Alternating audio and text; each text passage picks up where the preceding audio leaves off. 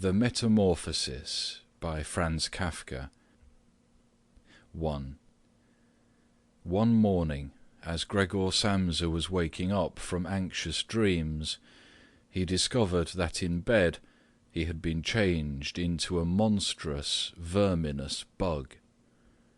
He lay on his armour-hard back and saw, as he lifted his head up a little, his brown, arched abdomen divided up into rigid bow-like sections. From this height, the blanket, just about ready to slide off completely, could hardly stay in place.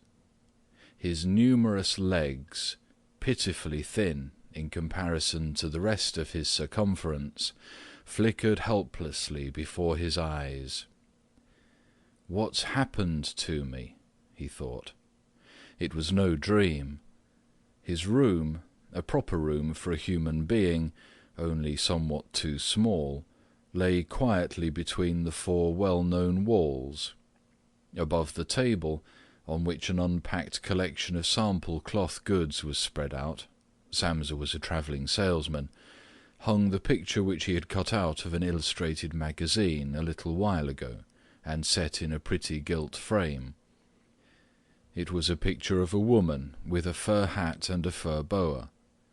She sat erect there, lifting up in the direction of the viewer a solid fur muff into which her entire forearm had disappeared. Gregor's glance then turned to the window. The dreary weather — the raindrops were falling audibly down on the metal window ledge — made him quite melancholy. "Why don't I keep sleeping for a little while longer and forget all this foolishness?" he thought. But this was entirely impractical, for he was used to sleeping on his right side, and in his present state he couldn't get himself into this position.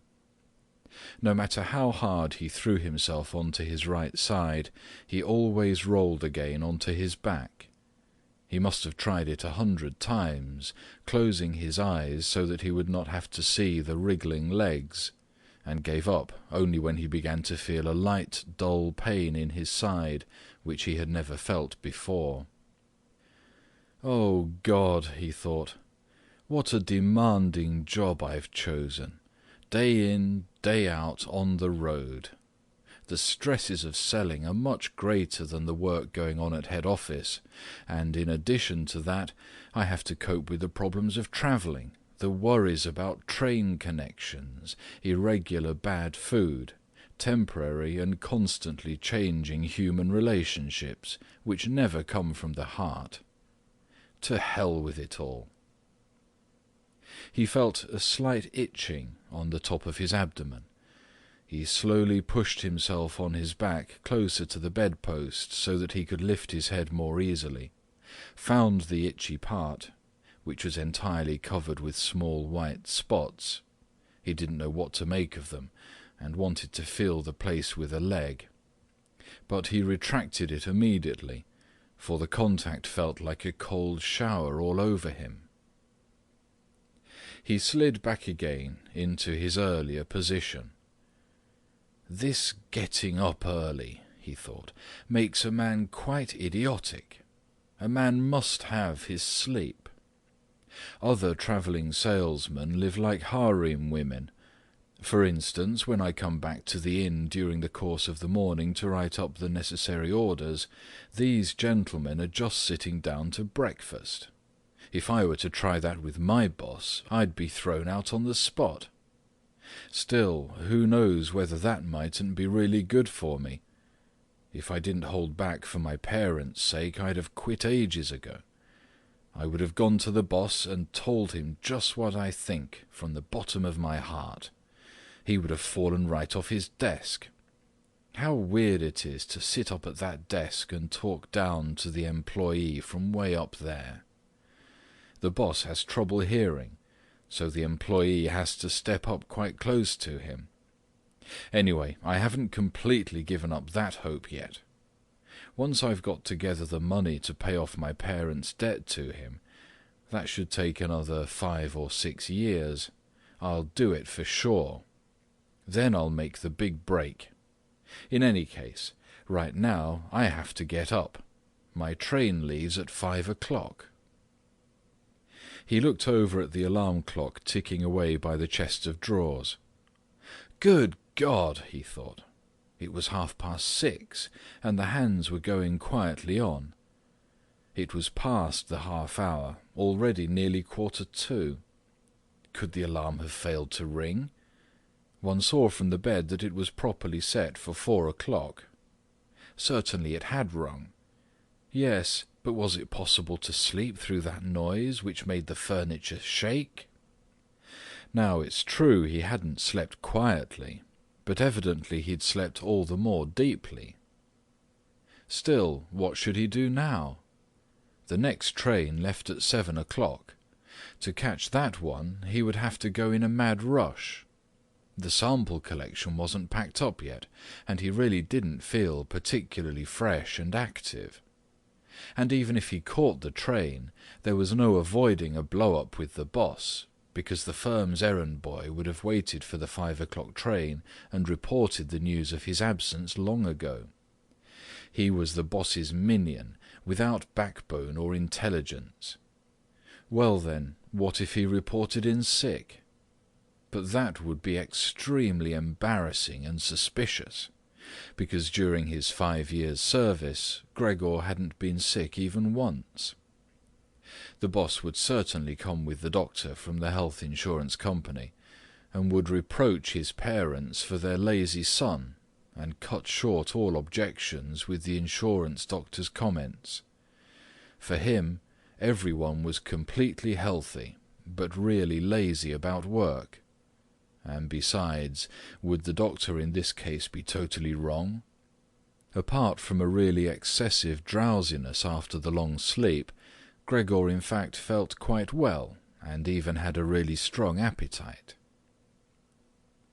As he was thinking all this over, in the greatest haste, without being able to make the decision to get out of bed, the alarm clock was indicating exactly 7:15, there was a cautious knock on the door by the head of the bed.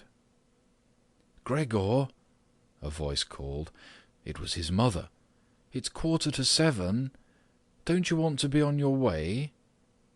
The soft voice. Gregor was startled when he heard his voice answering. It was clearly and unmistakably his earlier voice, but in it was intermingled, as if from below, an irrepressibly painful squeaking, which left the words positively distinct only in the first moment, and distorted them in the reverberation, so that one didn't know if one had heard correctly. Gregor wanted to answer in detail and explain everything, but in these circumstances he confined himself to saying, "Yes, yes, thank you, mother. I'm getting up right away." Because of the wooden door, the change in Gregor's voice was not really noticeable outside, so his mother calmed down with this explanation and shuffled off. However, as a result of the short conversation, the other family members became aware that Gregor was unexpectedly still at home, and already his father was knocking on one side door, weakly but with his fist. "Gregor, Gregor!" he called out. "What's going on?" And after a short while he urged him on again in a deeper voice. "Gregor, Gregor!" At the other side door, however, his sister knocked lightly. "Gregor, are you all right? Do you need anything?" Gregor directed answers in both directions. "I'll be ready right away." He made an effort with the most careful articulation, and by inserting long pauses between the individual words, to remove everything remarkable from his voice. His father turned back to his breakfast. However, the sister whispered, "Gregor, open the door, I beg you." Gregor had no intention of opening the door, but congratulated himself on his precaution, acquired from travelling, of locking all doors during the night, even at home. First, he wanted to stand up quietly and undisturbed, get dressed, above all have breakfast, and only then consider further action, for, he noticed this clearly, by thinking things over in bed, he would not reach a reasonable conclusion. He remembered that he had already often felt a light pain or other in bed, perhaps the result of an awkward lying position, which later turned out to be purely imaginary when he stood up, and he was eager to see how his present fantasies would gradually dissipate. That the change in his voice was nothing other than the onset of a real chill, an occupational illness of commercial travellers, of that he had not the slightest doubt. It was very easy to throw aside the blanket. He needed only to push himself up a little, and it fell by itself. But to continue was difficult, particularly because he was so unusually wide. He needed arms and hands to push himself upright. Instead of these, however, he had only many small limbs, which were incessantly moving with very different motions, and which, in addition, he was unable to control. If he wanted to bend one of them, then it was the first to extend itself, and if he finally succeeded in doing what he wanted with this limb, in the meantime all the others, as if left free, moved around in an excessively painful agitation. "But I must not stay in bed uselessly," said Gregor to himself. At first he wanted to get out of bed with the lower part of his body, but this lower part, which by the way he'd not yet looked at, and which he also couldn't picture clearly, proved itself too difficult to move. The attempt went so slowly. When, having become almost frantic, he finally hurled himself forward with all his force, and without thinking, he chose his direction incorrectly, and he hit the lower bedpost hard. The violent pain he felt revealed to him that the lower part of his body was at the moment probably the most sensitive. Thus he tried to get his upper body out of the bed first, and turned his head carefully toward the edge of the bed. He managed to do this easily, and in spite of its width and weight, his body mass at last slowly followed the turning of his head.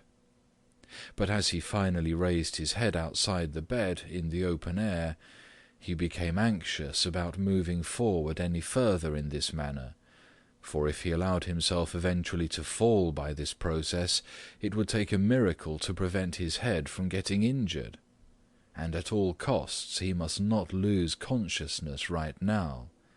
He preferred to remain in bed. However, after a similar effort, while he lay there again, sighing as before, and once again saw his small limbs fighting one another, if anything worse than earlier, and didn't see any chance of imposing quiet and order on this arbitrary movement, he told himself again that he couldn't possibly remain in bed, and that it might be the most reasonable thing to sacrifice everything, if there was even the slightest hope of getting himself out of bed in the process. At the same moment, however, he didn't forget to remind himself from time to time of the fact that calm, indeed the calmest, reflection might be better than the most confused decisions. At such moments, he directed his gaze as precisely as he could toward the window, but unfortunately there was little confident cheer to be had from a glance at the morning mist, which concealed even the other side of the narrow street. "It's already 7 o'clock," he told himself, at the latest striking of the alarm clock. "Already 7 o'clock, and still such a fog." And for a little while longer he lay quietly, with weak breathing, as if perhaps waiting for normal and natural conditions to re-emerge out of the complete stillness. But then he said to himself, Before it strikes 7:15, whatever happens, I must be completely out of bed.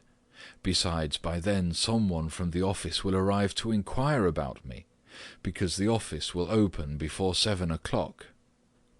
And he made an effort then to rock his entire body length out of the bed with a uniform motion. If he let himself fall out of the bed in this way, his head, which in the course of the fall he intended to lift up sharply, would probably remain uninjured. His back seemed to be hard. Nothing would really happen to that as a result of the fall. His greatest reservation was a worry about the loud noise which the fall must create, and which presumably would arouse, if not fright, then at least concern on the other side of all the doors. However, it had to be tried.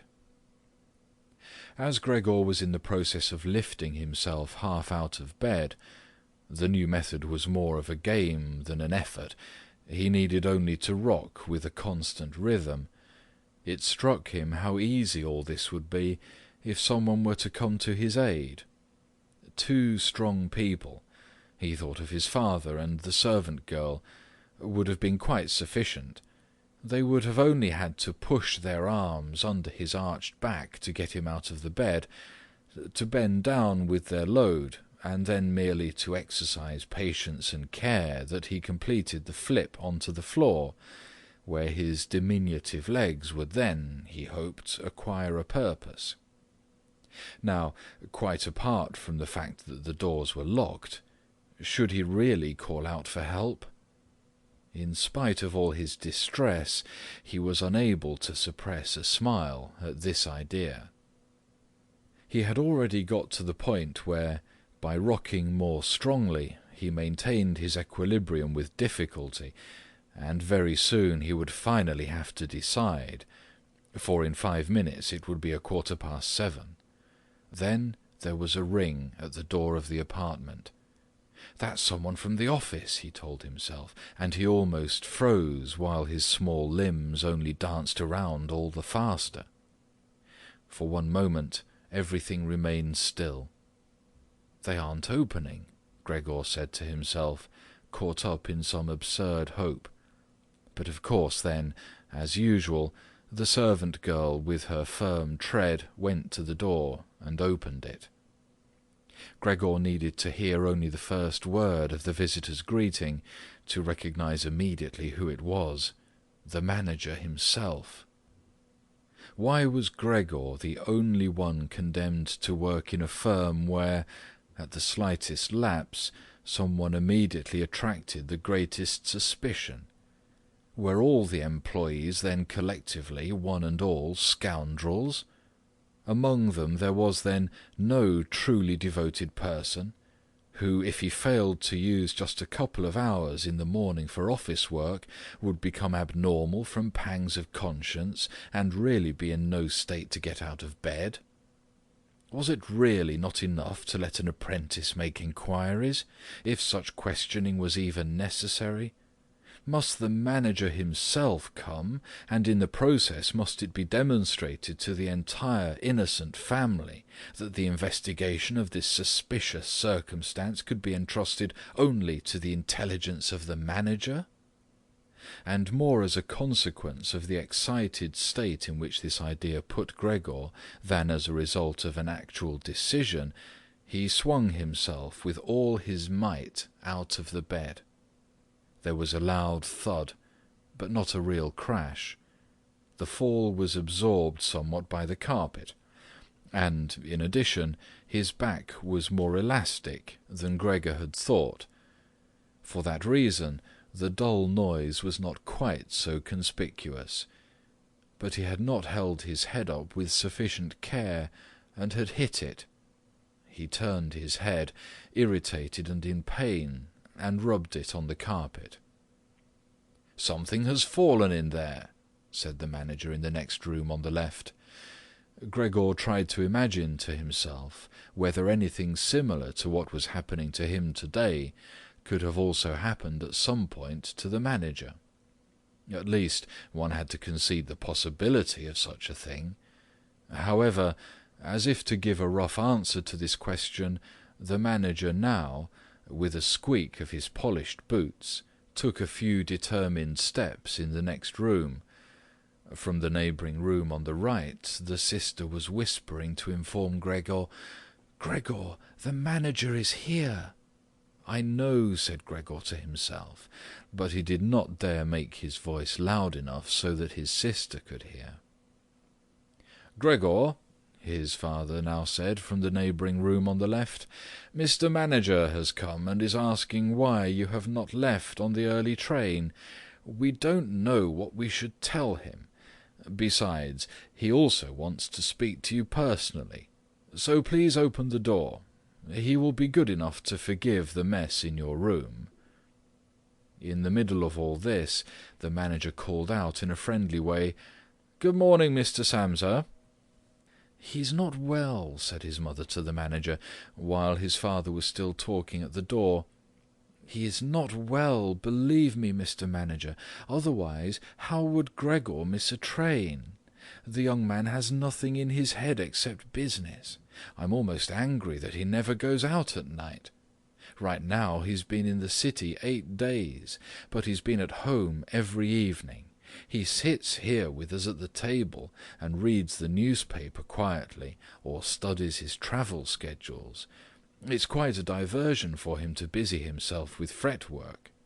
For instance, he cut out a small frame over the course of 2 or 3 evenings. You'd be amazed how pretty it is.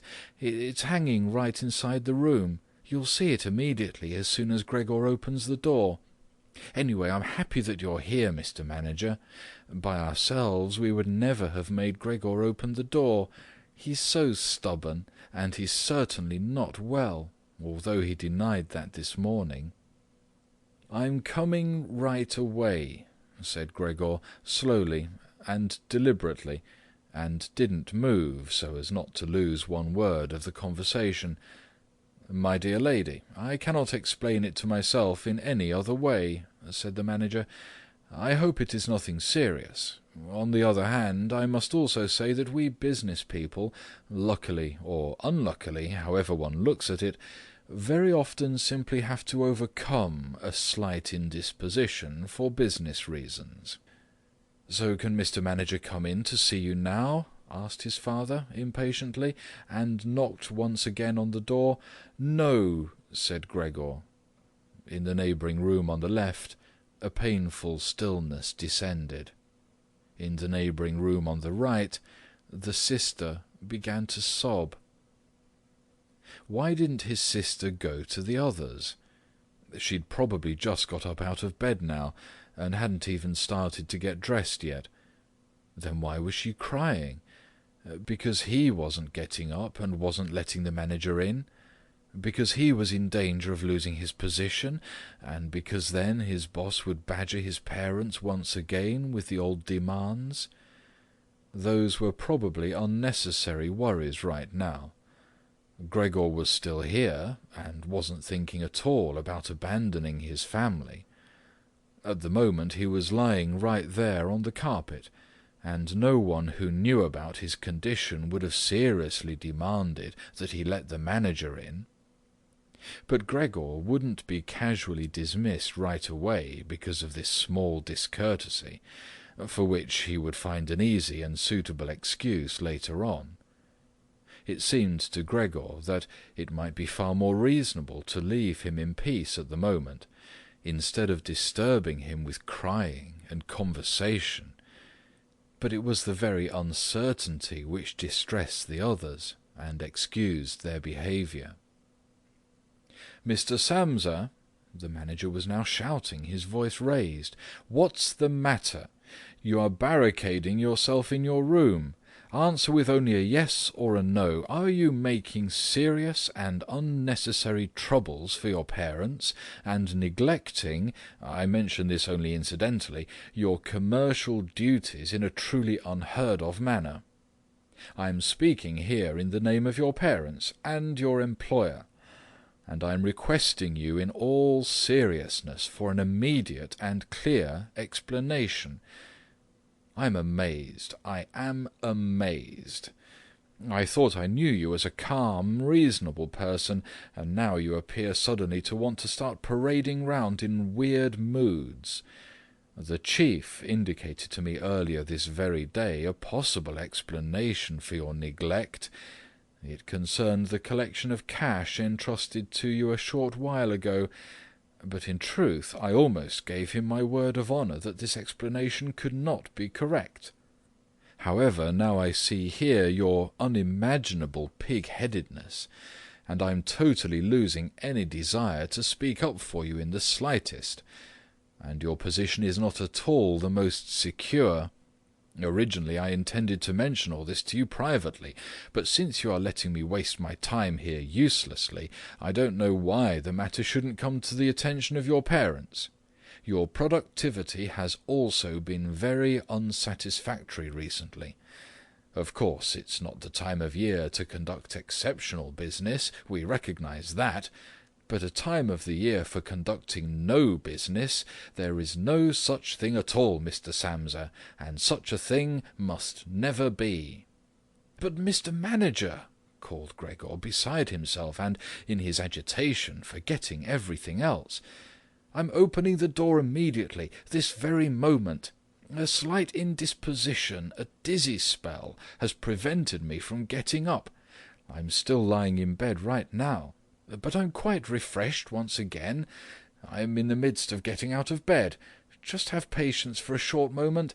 Things are not going as well as I thought, but things are all right. How suddenly this can overcome someone! Only yesterday evening everything was fine with me. My parents certainly know that. Actually, just yesterday evening I had a small premonition. People must have seen that in me.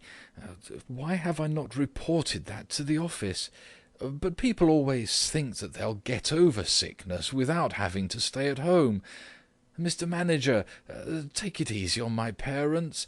There is really no basis for the criticisms which you are now making against me, and really nobody has said a word to me about that.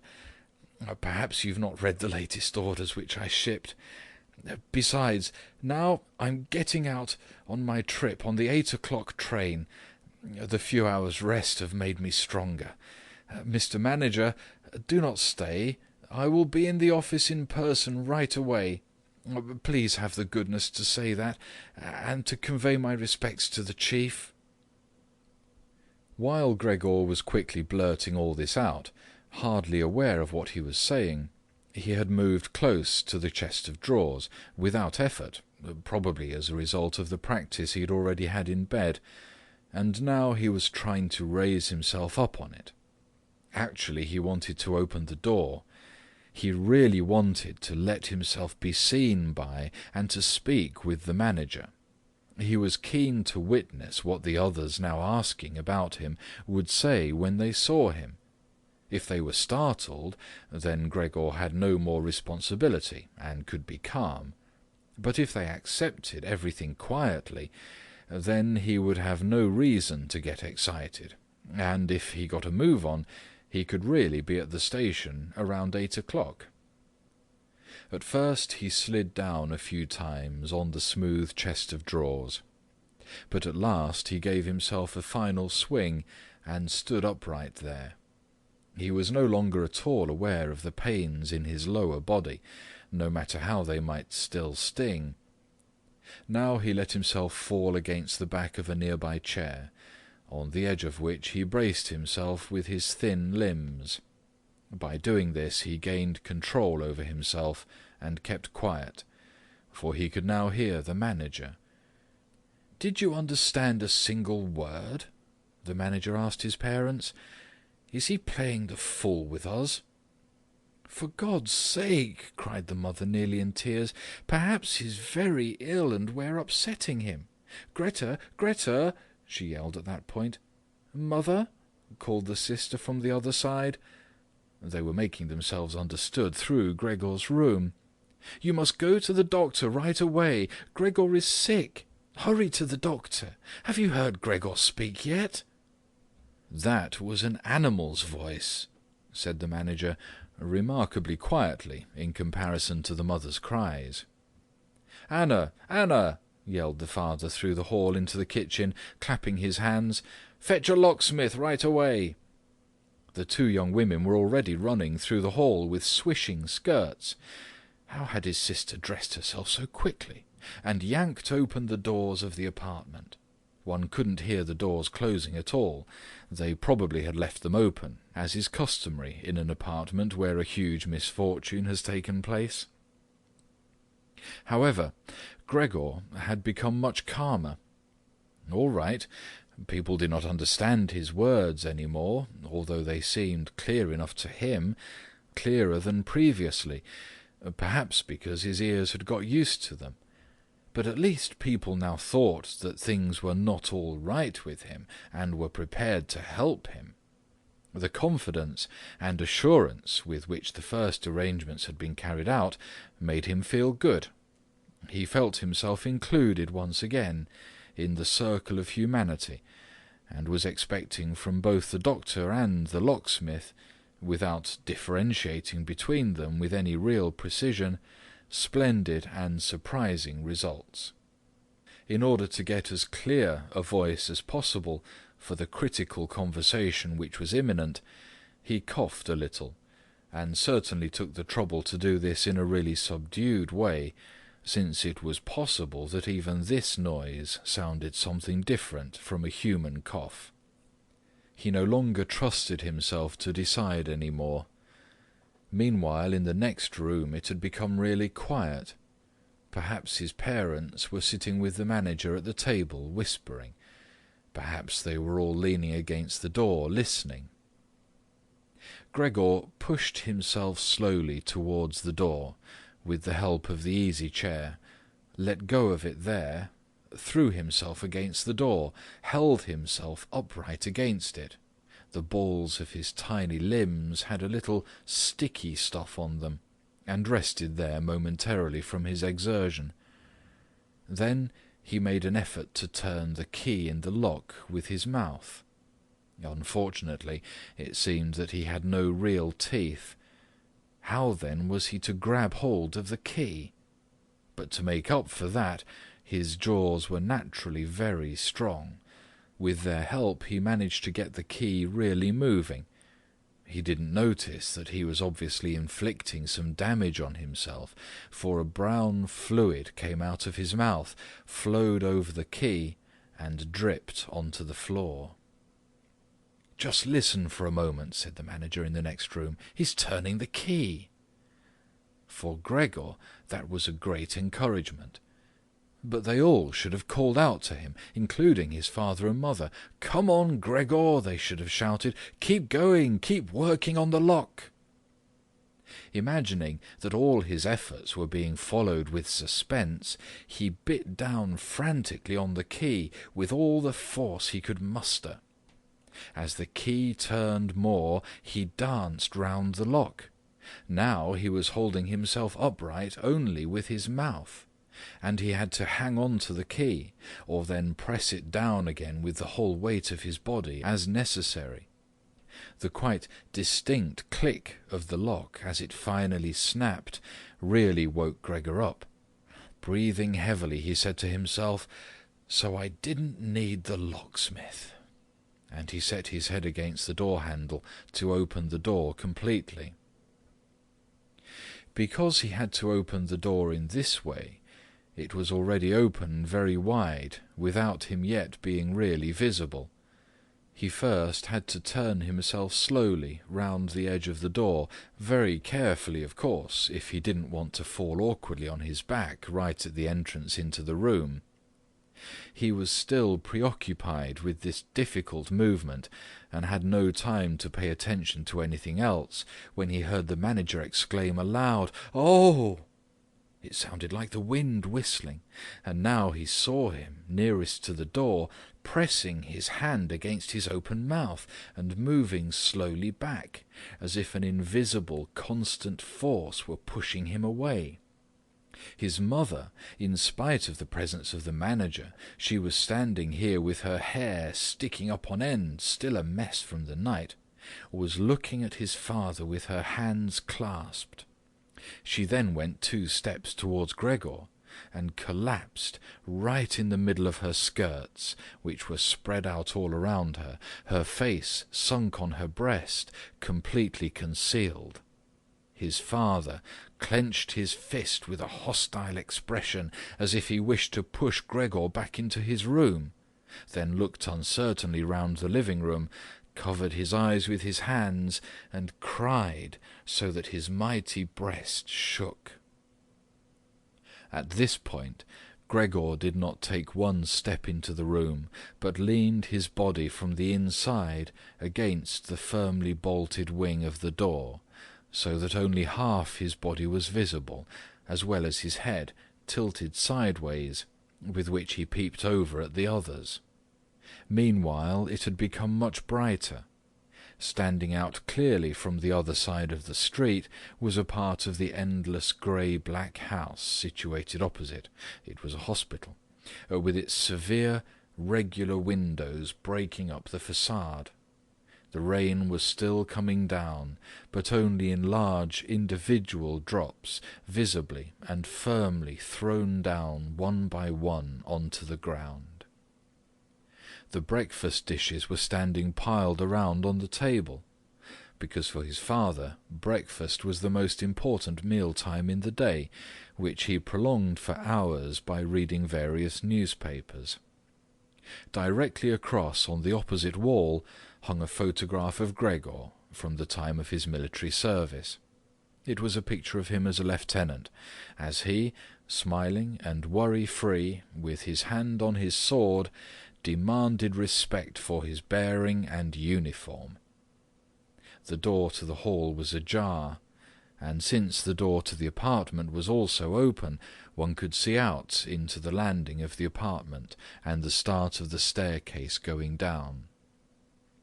"Now," said Gregor, well aware that he was the only one who'd kept his composure, "I'll get dressed right away, pack up the collection of samples, and set off. You'll allow me to set out on my way, will you not? You see, Mr. Manager, I'm not pig-headed, and I'm happy to work. Travelling is exhausting, but I couldn't live without it. Where are you going, Mr. Manager? To the office, really? Will you report everything truthfully? A person can be incapable of work momentarily, but that's precisely the best time to remember the earlier achievements, and to consider that later, after the obstacles have been shoved aside, the person will work all the more eagerly and intensely. I'm really so indebted to Mr. Chief, you know that perfectly well.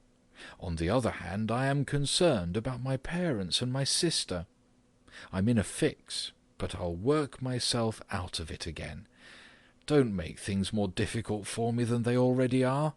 Speak up on my behalf in the office. People don't like travelling salesmen, I know that. People think they earn pots of money and thus lead a fine life. People don't even have any special reason to think through this judgment more clearly.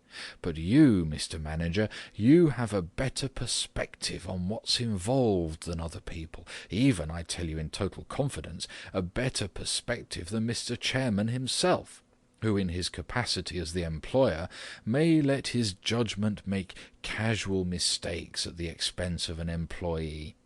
You also know well enough that the travelling salesman who is outside the office almost the entire year can become so easily a victim of gossip, coincidences, and groundless complaints against which it's impossible for him to defend himself, since for the most part he doesn't hear about them at all, and only then, when he's exhausted after finishing a trip, and at home gets to feel in his own body the nasty consequences, which can't be thoroughly explored back to their origins. Mr. Manager, don't leave without speaking a word telling me that you'll at least concede that I'm a little in the right." But at Gregor's first words the manager had already turned away, and now he looked back at Gregor over his twitching shoulders with pursed lips. During Gregor's speech he was not still for a moment, but kept moving away towards the door, without taking his eyes off Gregor, but really gradually, as if there was a secret ban on leaving the room. He was already in the hall, and given the sudden movement with which he finally pulled his foot out of the living-room, one would have believed that he'd just burned the sole of his foot. In the hall, however, he stretched his right hand out away from his body towards the staircase, as if some truly supernatural relief was waiting for him there. Gregor realized that he must not, under any circumstances, allow the manager to go away in this frame of mind, especially if his position in the firm was not to be placed in the greatest danger. His parents didn't understand all this very well. Over the long years they had developed the conviction that Gregor was set up for life in his firm, and, in addition, they had so much to do nowadays with their present troubles that all foresight was foreign to them. But Gregor had this foresight. The manager must be held back, calmed down, convinced, and finally won over. The future of Gregor and his family really depended on it. If only the sister had been there. She was clever.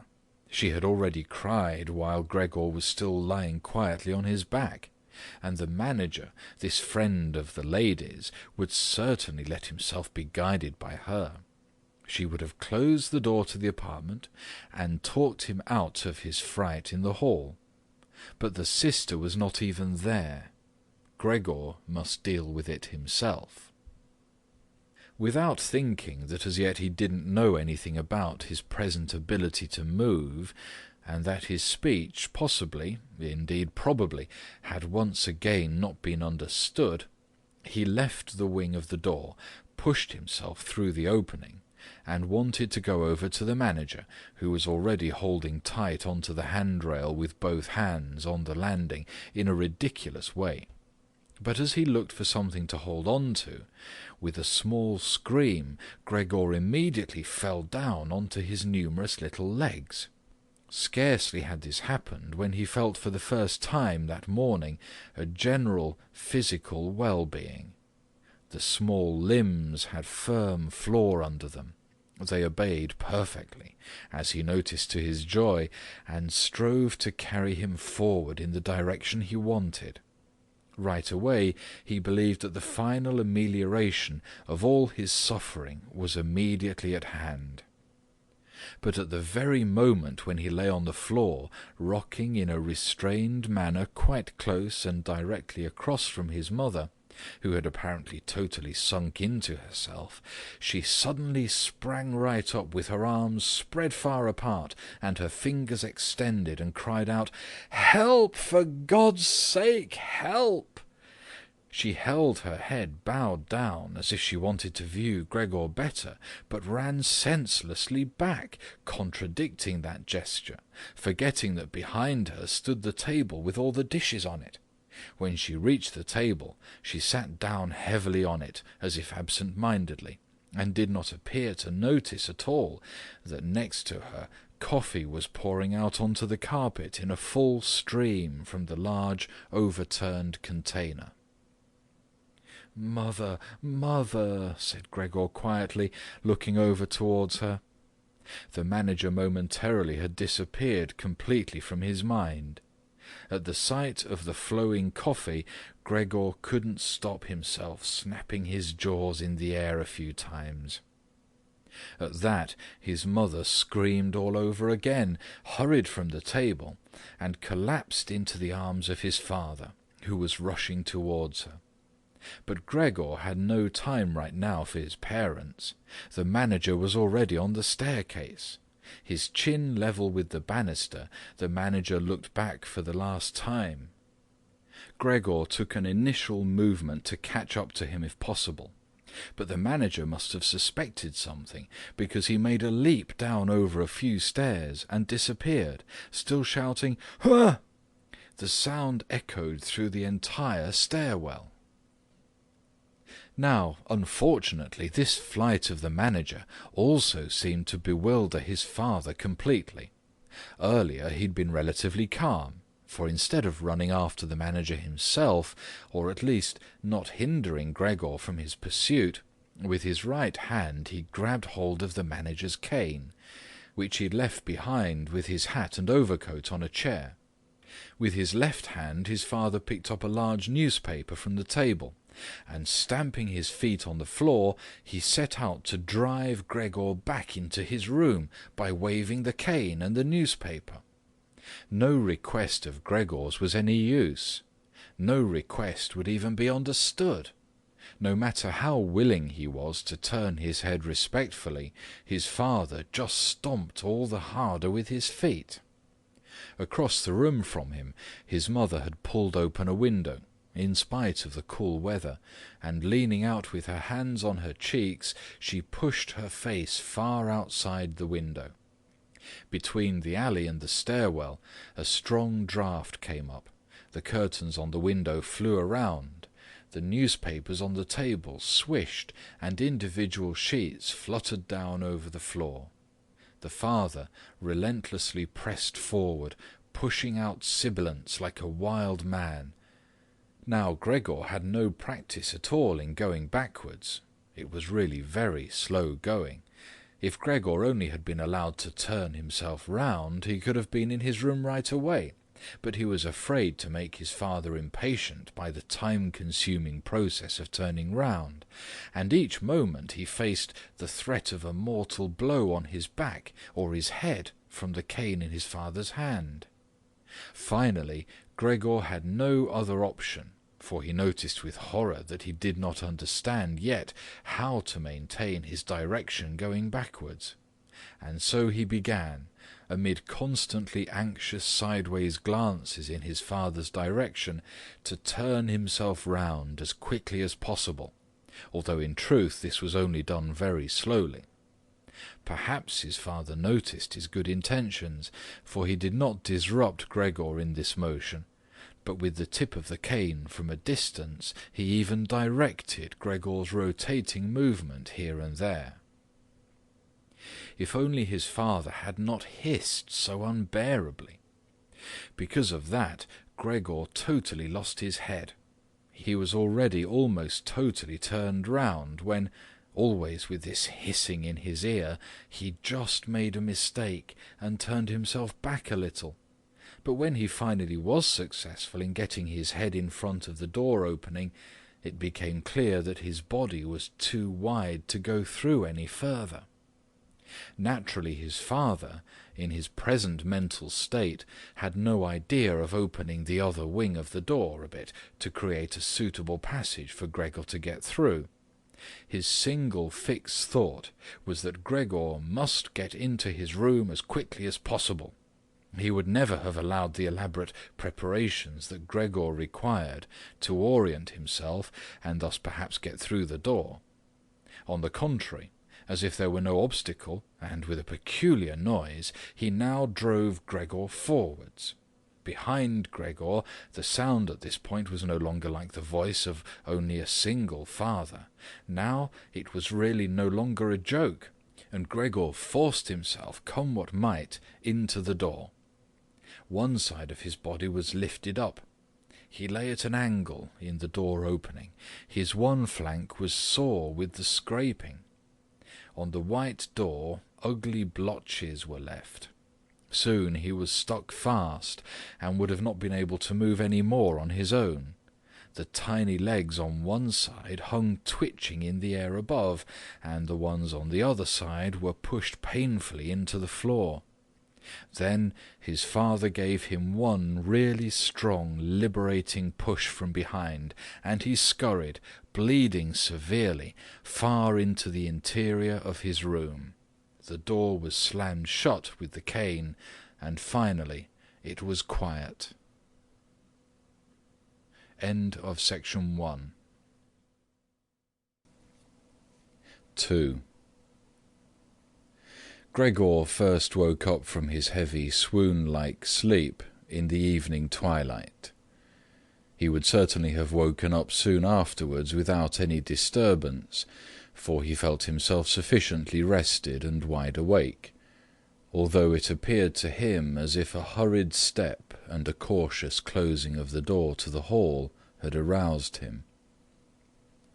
Light from the electric street lamps lay pale here and there on the ceiling and on the higher parts of the furniture, but underneath, around Gregor, it was dark. He pushed himself slowly toward the door, still groping awkwardly with his feelers, which he now learned to value for the first time, to check what was happening there. His left side seemed one single long, unpleasantly stretched scar, and he really had to hobble on his 2 rows of legs. In addition, one small leg had been seriously wounded in the course of the morning incident. It was almost a miracle that only one had been hurt, and dragged lifelessly behind. By the door he first noticed what had really lured him there. It was the smell of something to eat. A bowl stood there, filled with sweetened milk, in which swam tiny pieces of white bread. He almost laughed with joy, for he now had a much greater hunger than in the morning, and he immediately dipped his head, almost up to and over his eyes, down into the milk. But he soon drew it back again in disappointment, not just because it was difficult for him to eat on account of his delicate left side. He could eat only if his entire panting body worked in a coordinated way, but also because the milk, which otherwise was his favourite drink, and which his sister had certainly placed there for that reason, did not appeal to him at all. He turned away from the bowl, almost with aversion, and crept back into the middle of the room. In the living room, as Gregor saw through the crack in the door, the gas was lit, but where, on other occasions at this time of day, his father was accustomed to read the afternoon newspaper in a loud voice to his mother, and sometimes also to his sister, at the moment no sound was audible. Now perhaps this reading aloud, about which his sister had always spoken and written to him, had recently fallen out of their general routine, but it was so still all around, in spite of the fact that the apartment was certainly not empty. "What a quiet life the family leads," said Gregor to himself, and as he stared fixedly out in front of him into the darkness, he felt a great pride that he had been able to provide such a life in a beautiful apartment like this for his parents and his sister. But how would things go if now all tranquillity, all prosperity, all contentment should come to a horrible end? In order not to lose himself in such thoughts, Gregor preferred to set himself moving, so he moved up and down in his room. Once during the long evening, one side door and then the other door was opened just a tiny crack and quickly closed again. Someone presumably needed to come in, but had then thought better of it. Gregor immediately took up a position by the living-room door, determined to bring in the hesitant visitor somehow or other, or at least to find out who it might be. But now the door was not opened any more, and Gregor waited in vain. Earlier, when the door had been barred, they had all wanted to come in to him. Now, when he'd opened one door, and when the others had obviously been opened during the day, no one came any more, and the keys were stuck in the locks on the outside. The light in the living-room was turned off only late at night, and now it was easy to establish that his parents and his sister had stayed awake all this time, for one could hear clearly as all three moved away on tiptoe. Now it was certain that no one would come into Gregor any more until the morning. Thus he had a long time to think undisturbed about how he would reorganize his life from scratch. But the high open room in which he was compelled to lie flat on the floor made him anxious, without his being able to figure out the reason, for he had lived in the room for 5 years. With a half-unconscious turn, and not without a slight shame, he scurried under the couch, where, in spite of the fact that his back was a little cramped, and he could no longer lift up his head, he felt very comfortable, and was sorry only that his body was too wide to fit completely under it.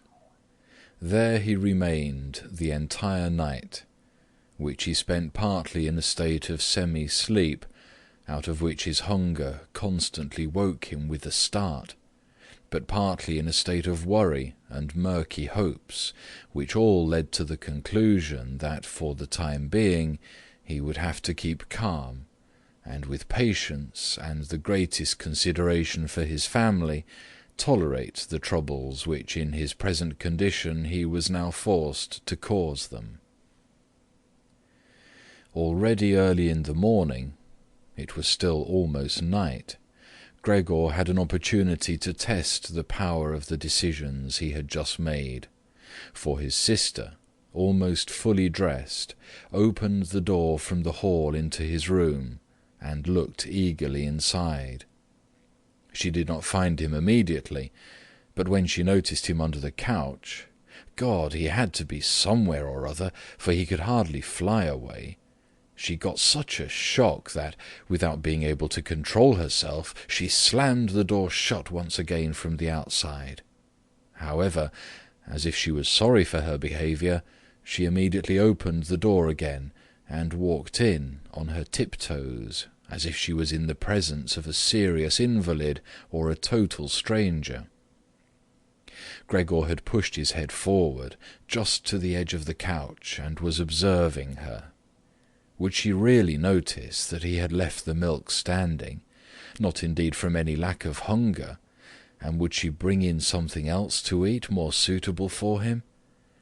If she did not do it on her own, he would sooner starve to death than call her attention to the fact, although he had a really powerful urge to move beyond the couch, throw himself at his sister's feet, and beg her for something or other good to eat. But his sister noticed right away, with astonishment, that the bowl was still full, with only a little milk spilled around it. She picked it up immediately, although not with her bare hands, but with a rag, and took it out of the room.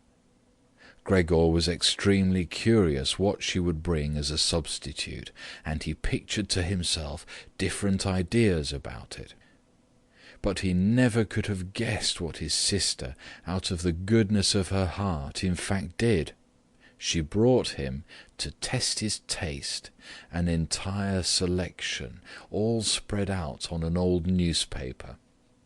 There were old half-rotten vegetables, bones from the evening meal, covered in a white sauce which had almost solidified, some raisins and almonds, cheese which Gregor had declared inedible 2 days earlier, a slice of dry bread, and a slice of salted bread smeared with butter.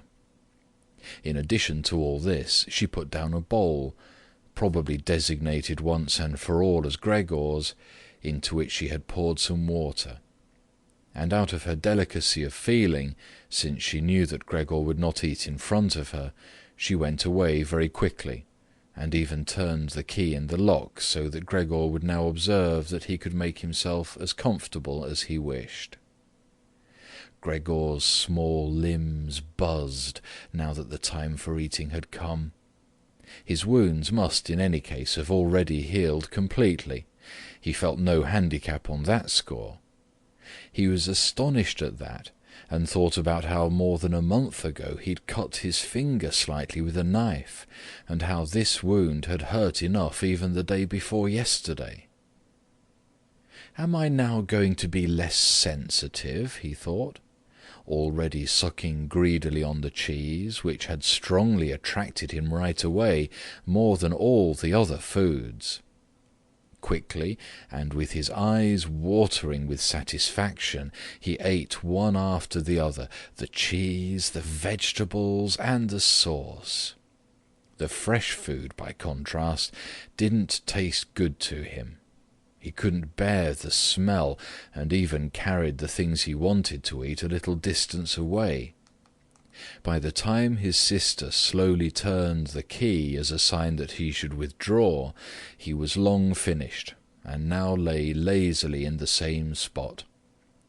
The noise immediately startled him, in spite of the fact that he was already almost asleep, and he scurried back again under the couch. But it cost him great self-control to remain under the couch, even for the short time his sister was in the room, because his body had filled out somewhat on account of the rich meal, and in the narrow space there he could scarcely breathe.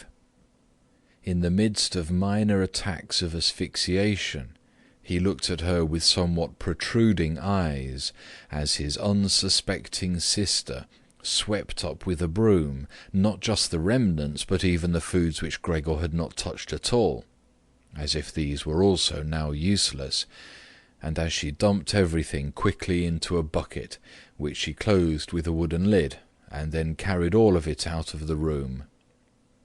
She had hardly turned around before Gregor had already dragged himself out from the couch, stretched out, and let his body expand.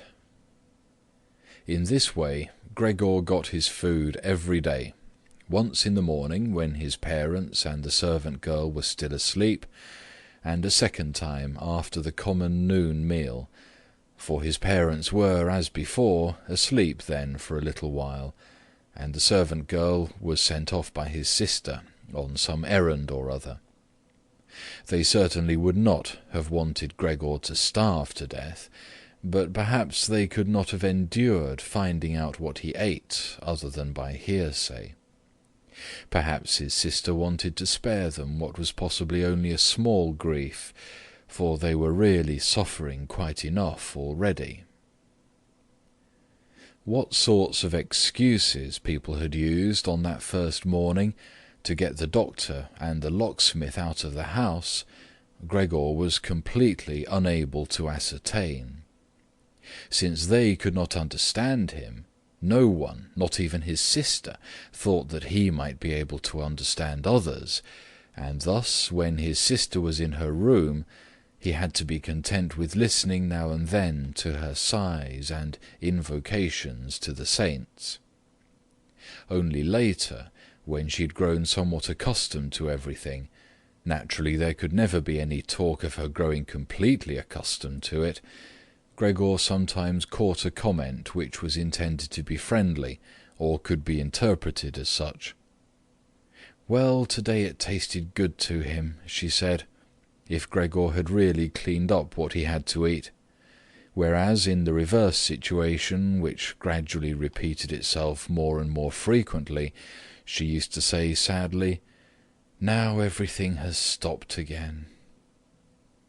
But while Gregor could get no new information directly, he did hear a good deal from the room next door, and as soon as he heard voices, he scurried right away to the appropriate door and pressed his entire body against it. In the early days especially, there was no conversation which was not concerned with him in some way or another, even if only in secret.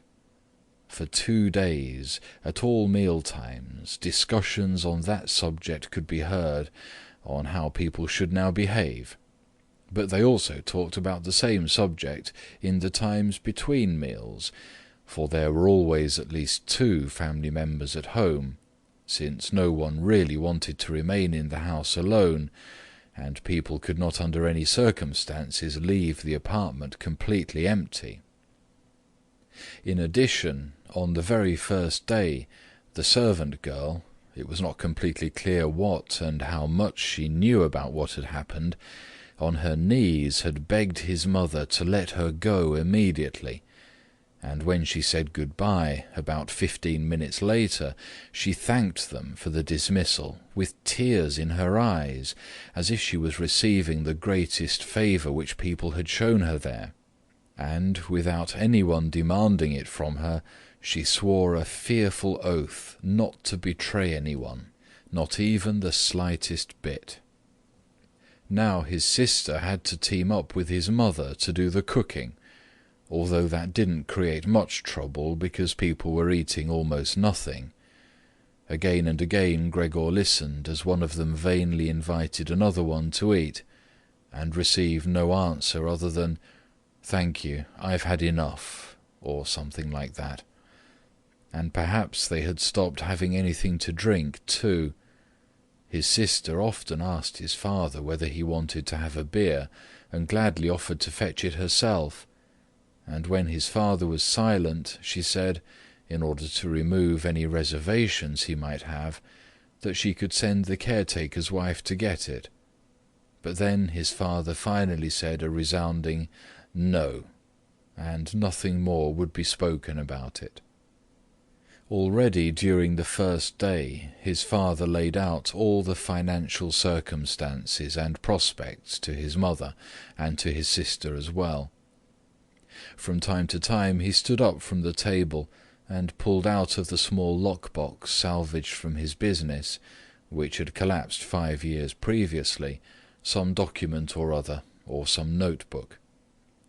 The sound was audible as he opened up the complicated lock, and after removing what he was looking for, locked it up again. These explanations by his father were, in part, the first enjoyable thing that Gregor had the chance to listen to since his imprisonment. He had thought that nothing at all was left over for his father from that business. At least his father had told him nothing to contradict that view, and Gregor in any case hadn't asked him about it. At the time, Gregor's only concern had been to use everything he had in order to allow his family to forget as quickly as possible the business misfortune which had brought them all into a state of complete hopelessness.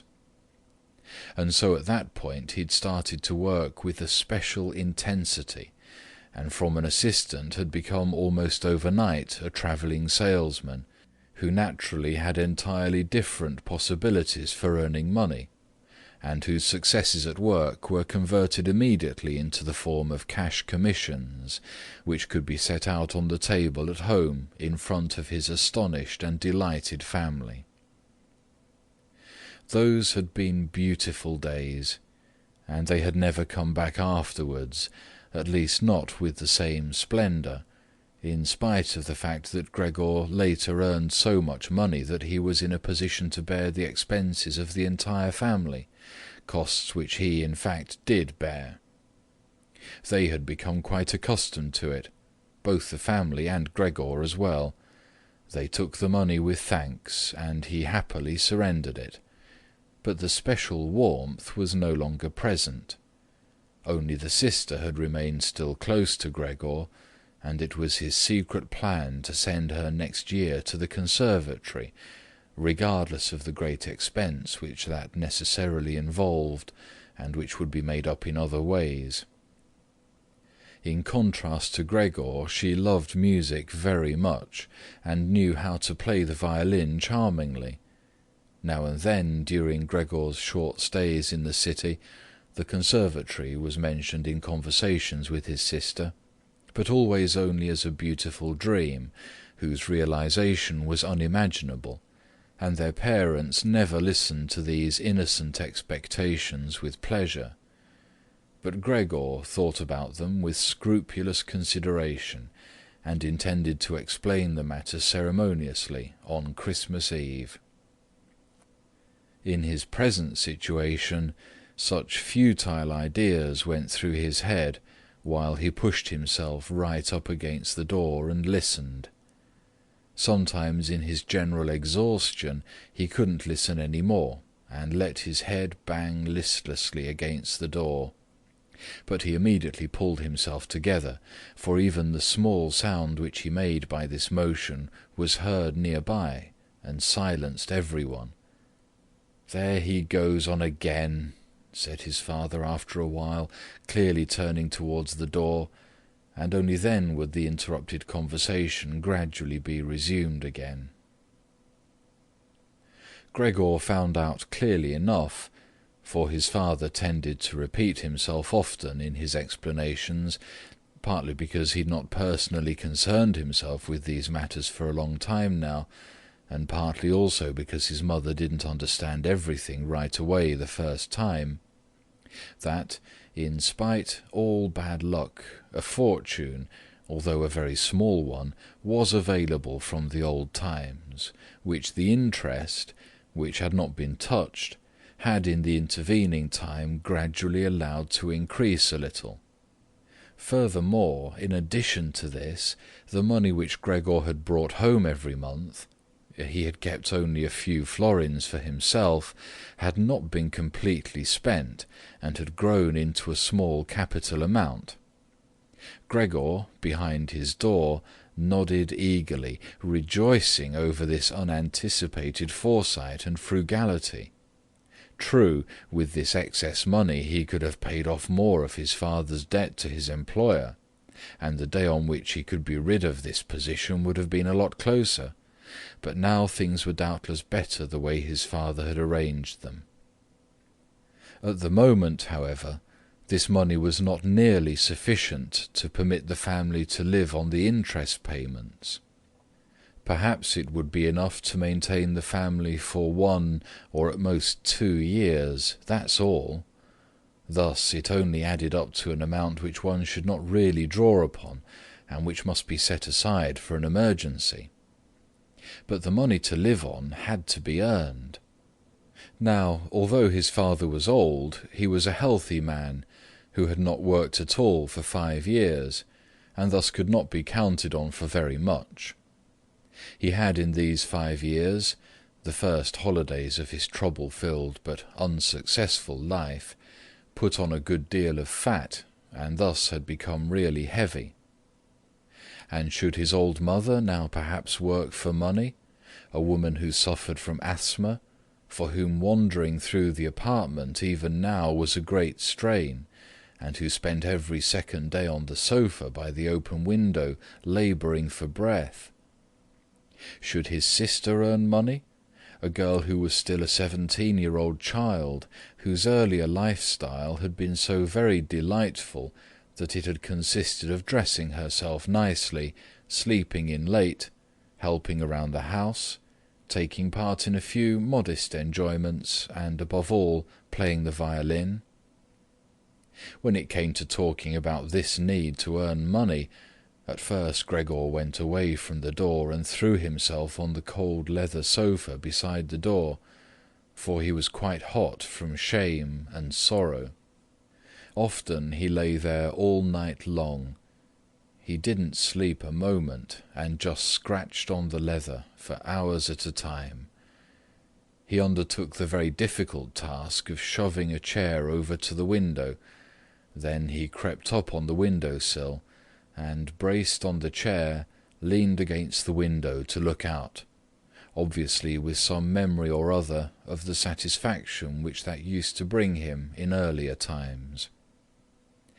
Actually, from day to day he perceived things with less and less clarity, even those a short distance away, the hospital across the street, the all too frequent sight of which he had previously cursed, was not visible at all any more, and if he had not been precisely aware that he lived in the quiet but completely urban Charlotte Street, he could have believed that from his window he was peering out at a featureless wasteland, in which the grey heaven and the grey earth had merged and were indistinguishable. His attentive sister must have observed a couple of times that the chair stood by the window. Then, after cleaning up the room, each time she pushed the chair back right against the window, and from now on she even left the inner casement open. If Gregor had only been able to speak to his sister and thank her for everything that she had to do for him, he would have tolerated her service more easily. As it was, he suffered under it. The sister admittedly sought to cover up the awkwardness of everything as much as possible, and as time went by she naturally got more successful at it. But with the passing of time, Gregor also came to understand everything more precisely. Even her entrance was terrible for him. As soon as she entered, she ran straight to the window, without taking the time to shut the door, in spite of the fact that she was otherwise very considerate in sparing anyone the sight of Gregor's room, and yanked the window open with eager hands, as if she was almost suffocating, and remained for a while by the window, breathing deeply, even when it was still so cold. With this running and noise she frightened Gregor twice every day. The entire time he trembled under the couch, and yet he knew very well that she would certainly have spared him gladly if it had only been possible to remain with the window closed in a room where Gregor lived. On one occasion, about 1 month had already gone by since Gregor's transformation, and there was now no particular reason any more for his sister to be startled at Gregor's appearance. She arrived a little earlier than usual, and came upon Gregor as he was still looking out the window, immobile and well positioned to frighten someone. It would not have come as a surprise to Gregor if she had not come in, since his position was preventing her from opening the window immediately. But she not only did not step inside, she even retreated and shut the door. A stranger really might have concluded from this that Gregor had been lying in wait for her and wanted to bite her. Of course, Gregor immediately concealed himself under the couch, but he had to wait until the noon meal before his sister returned, and she seemed much less calm than usual. From this he realized that his appearance was still constantly intolerable to her, and must remain intolerable in future, and that she really had to exert a lot of self-control not to run away from a glimpse of only the small part of his body which stuck out from under the couch. In order to spare her even this sight, one day he dragged the sheet on his back and onto the couch. This task took him 4 hours, and arranged it in such a way that he was now completely concealed, and his sister, even if she bent down, could not see him. If this sheet was not necessary, as far as she was concerned, then she could remove it, for it was clear enough that Gregor could not derive any pleasure from isolating himself so completely. But she left the sheet just as it was, and Gregor believed he even caught a look of gratitude when, on one occasion, he carefully lifted up the sheet a little with his head to check, as his sister took stock of the new arrangement. In the first 2 weeks his parents could not bring themselves to visit him, and he often heard how they fully acknowledged his sister's present work, whereas earlier they had often got annoyed at his sister because she had seemed to them a somewhat useless young woman. However, now both his father and his mother often waited in front of Gregor's door while his sister cleaned up inside, and as soon as she came out she had to explain in detail how things looked in the room, what Gregor had eaten, how he had behaved this time, and whether perhaps a slight improvement was perceptible. In any event, his mother comparatively soon wanted to visit Gregor, but his father and his sister restrained her, at first with reasons which Gregor listened to very attentively and which he completely endorsed. Later, however, they had to hold her back forcefully, and when she then cried, "Let me go to Gregor, he's my unlucky son. Don't you understand that I have to go to him?" Gregor then thought that perhaps it would be a good thing if his mother came in, not every day, of course, but maybe once a week. She understood everything much better than his sister, who, in spite of all her courage, was still a child, and in the last analysis had perhaps undertaken such a difficult task only out of childish recklessness. Gregor's wish to see his mother was soon realized. While during the day Gregor, out of consideration for his parents, did not want to show himself by the window, he couldn't crawl around very much on the few square meters of the floor. He found it difficult to bear lying quietly during the night, and soon eating no longer gave him the slightest pleasure. So for diversion, he acquired the habit of crawling back and forth across the walls and ceiling. He was especially fond of hanging from the ceiling. The experience was quite different from lying on the floor. It was easier to breathe. A slight vibration went through his body, and in the midst of the almost happy amusement which Gregor found up there, it could happen that, to his own surprise, he let go and hit the floor. However, now he naturally controlled his body quite differently, and he did not injure himself in such a great fall. His sister noticed immediately the new amusement which Gregor had found for himself, for as he crept around he left behind here and there traces of his sticky stuff, and so she got the idea of making Gregor's creeping around as easy as possible, and thus of removing the furniture which got in the way, especially the chest of drawers and the writing desk. But she was in no position to do this by herself.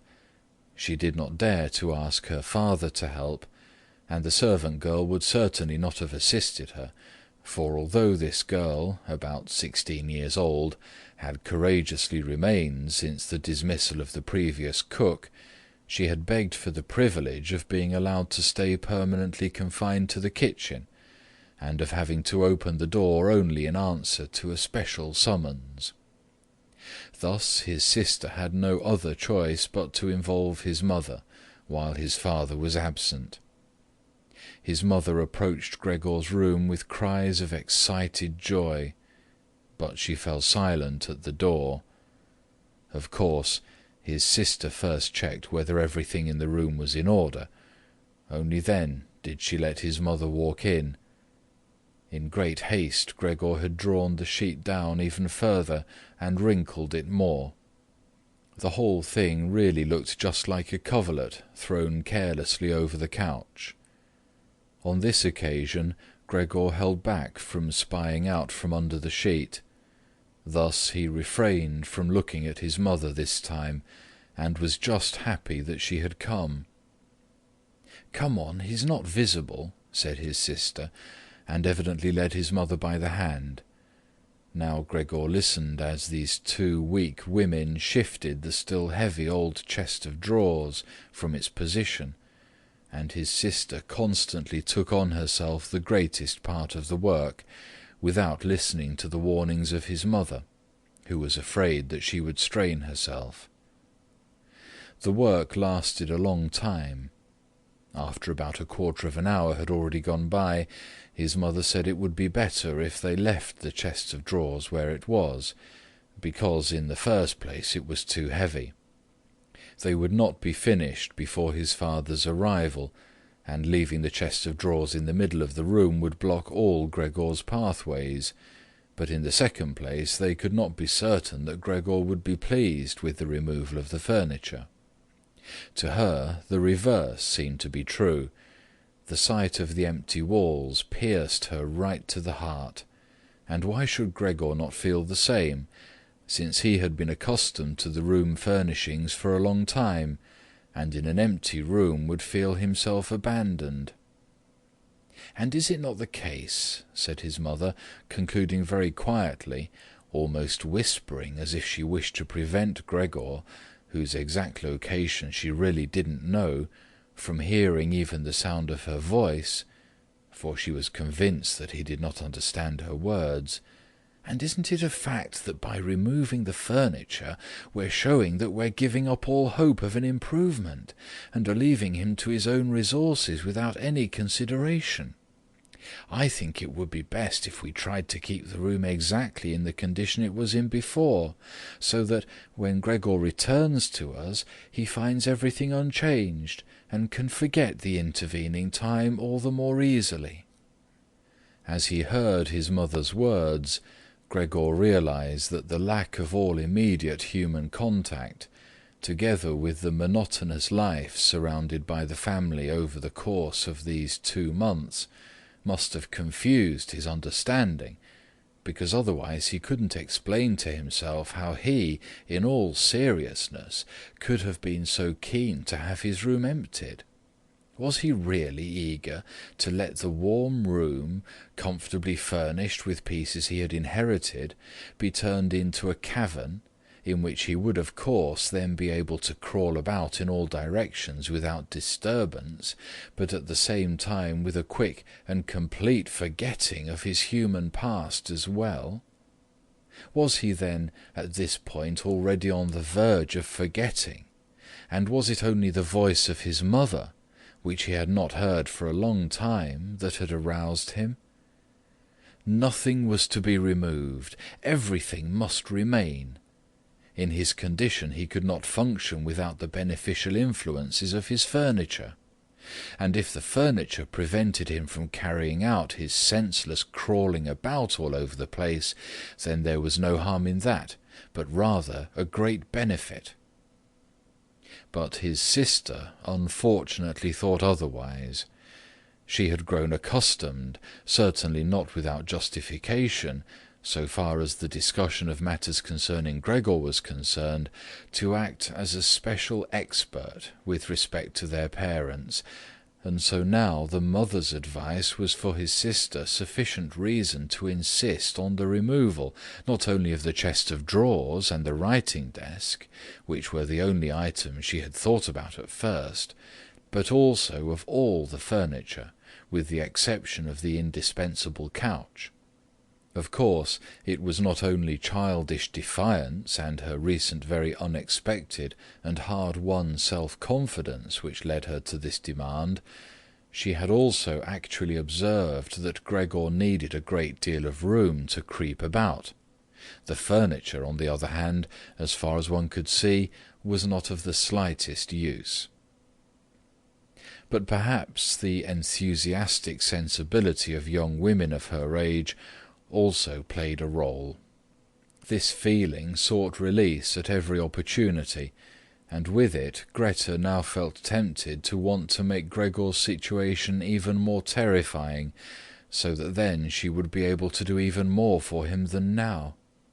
For surely no one except Greta would ever trust themselves to enter a room in which Gregor ruled the empty walls all by himself, and so she did not let herself be dissuaded from her decision by her mother, who in this room seemed uncertain of herself in her sheer agitation, and soon kept quiet, helping his sister with all her energy to get the chest of drawers out of the room.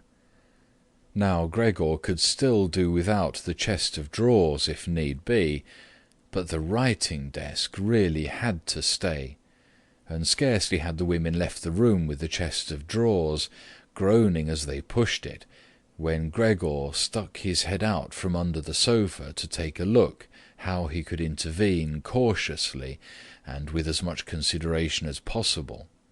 But unfortunately it was his mother who came back into the room first, while Greta had her arms wrapped around the chest of drawers in the next room and was rocking it back and forth by herself, without moving it from its position. His mother was not used to the sight of Gregor. He could have made her ill, and so, frightened, Gregor scurried backwards right to the other side of the sofa, but he could no longer prevent the sheet from moving forward a little. That was enough to catch his mother's attention. She came to a halt, stood still for a moment, and then went back to Greta. Although Gregor kept repeating to himself over and over that really nothing unusual was going on, that only a few pieces of furniture were being rearranged, he soon had to admit to himself that the movements of the women to and fro, their quiet conversations, and the scratching of the furniture on the floor affected him like a great swollen commotion on all sides, and so firmly was he pulling in his head and legs and pressing his body to the floor, he had to tell himself unequivocally that he wouldn't be able to endure all this much longer. They were cleaning out his room, taking away from him everything he cherished. They had already dragged out the chest of drawers in which the fret-saw and other tools were kept, and they were now loosening the writing desk which was fixed tight to the floor, the desk on which he, as a business student, a school student, indeed even as an elementary school student, had written out his assignments. At that moment he really didn't have any more time to check the good intentions of the two women, whose existence he had in any case almost forgotten, because in their exhaustion they were working really silently, and the heavy stumbling of their feet was the only sound to be heard.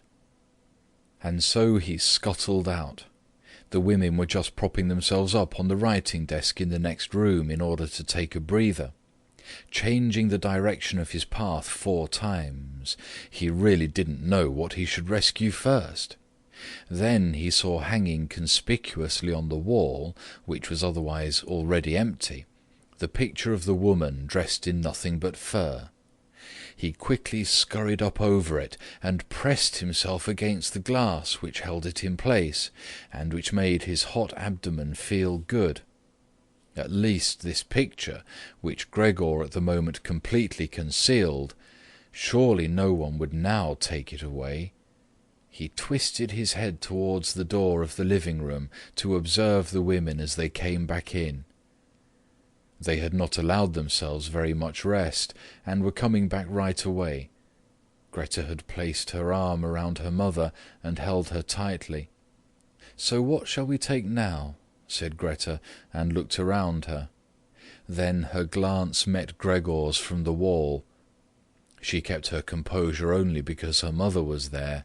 She bent her face towards her mother in order to prevent her from looking round, and said, although in a trembling voice and too quickly, "Come, wouldn't it be better to go back to the living-room for just another moment?" Greta's purpose was clear to Gregor. She wanted to bring his mother to a safe place, and then chase him down from the wall. Well, let her just try. He squatted on his picture and did not hand it over. He would sooner spring into Greta's face. But Greta's words had immediately made the mother very uneasy.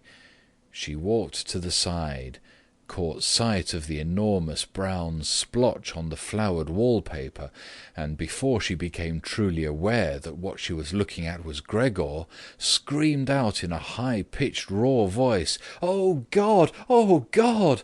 and fell with outstretched arms as if she were surrendering everything, down onto the couch, and lay there motionless.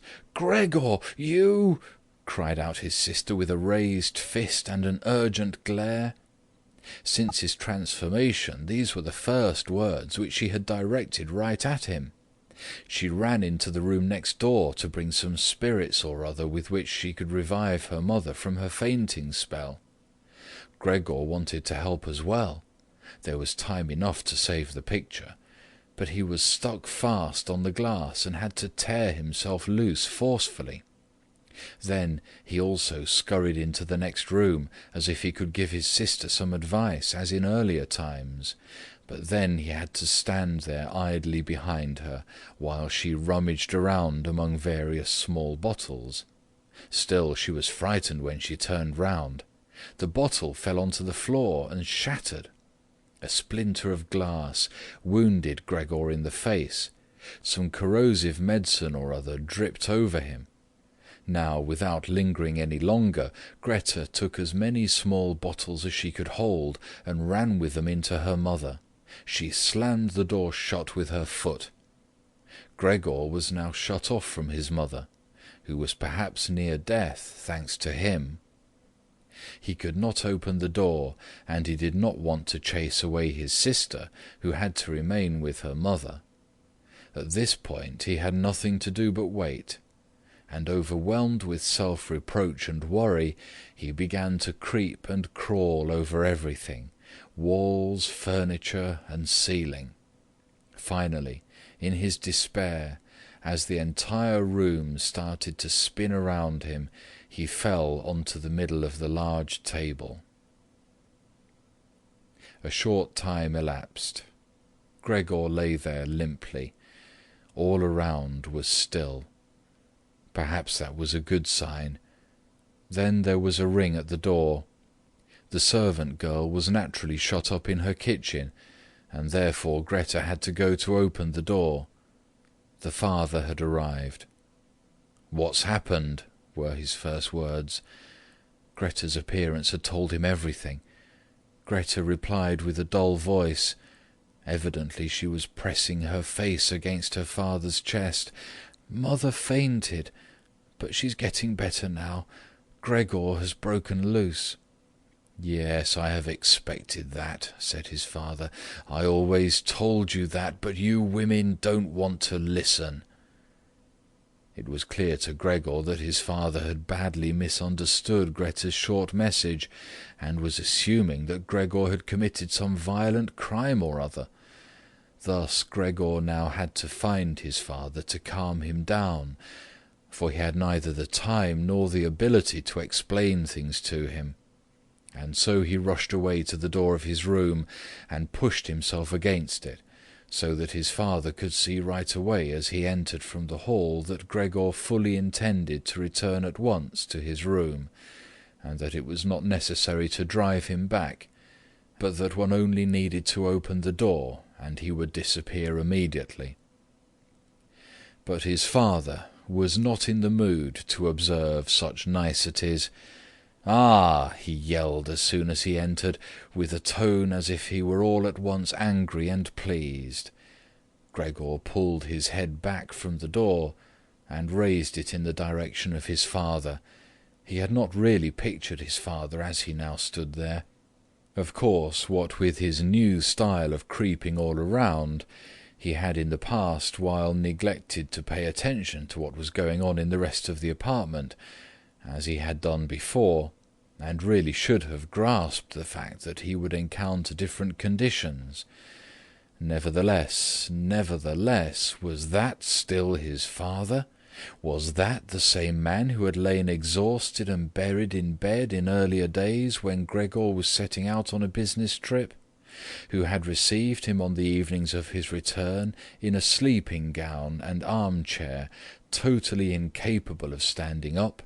Who had only lifted his arm as a sign of happiness, and who in their rare strolls together, a few Sundays a year, and on the important holidays, made his way slowly forwards between Gregor and his mother, who themselves moved slowly, always a bit more slowly than them, bundled up in his old coat, all the time setting down his walking-stick carefully, and who, when he had wanted to say something, almost always stood still and gathered his entourage around him. But now he was standing up really straight, dressed in a tight-fitting blue uniform with gold buttons, like the ones servants wear in a banking company. Above the high, stiff collar of his jacket, his firm double chin stuck out prominently. Beneath his bushy eyebrows, the glance of his black eyes was freshly penetrating and alert. His otherwise dishevelled white hair was combed down into a carefully exact, shining part. He threw his cap, on which a gold monogram, apparently the symbol of the bank, was affixed, in an arc across the entire room onto the sofa, and moved, throwing back the edge of the long coat of his uniform, with his hands in his trouser pockets and a grim face, right up to Gregor. He really didn't know what he had in mind, but he raised his foot uncommonly high anyway, and Gregor was astonished at the gigantic size of the sole of his boot.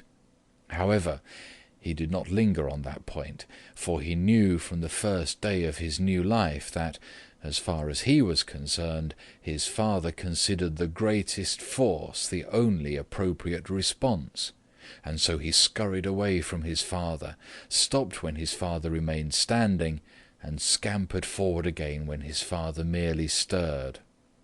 And in this way they made their way round the room repeatedly, without anything decisive taking place. In fact, because of the slow pace, it didn't look like a chase. Gregor remained on the floor for the time being, especially since he was afraid that his father could take a flight up onto the wall or the ceiling as an act of real malice. At any event, Gregor had to tell himself that he couldn't keep up this running round for a long time, because whenever his father took a single step, he had to go through an enormous number of movements.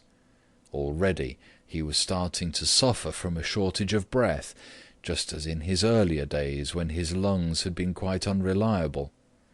As he now staggered around in this way in order to gather all his energies for running, hardly keeping his eyes open and feeling so listless that he had no notion at all of any escape other than by running, and had almost already forgotten that the walls were available to him, although they were obstructed by carefully carved furniture full of sharp objects and spikes.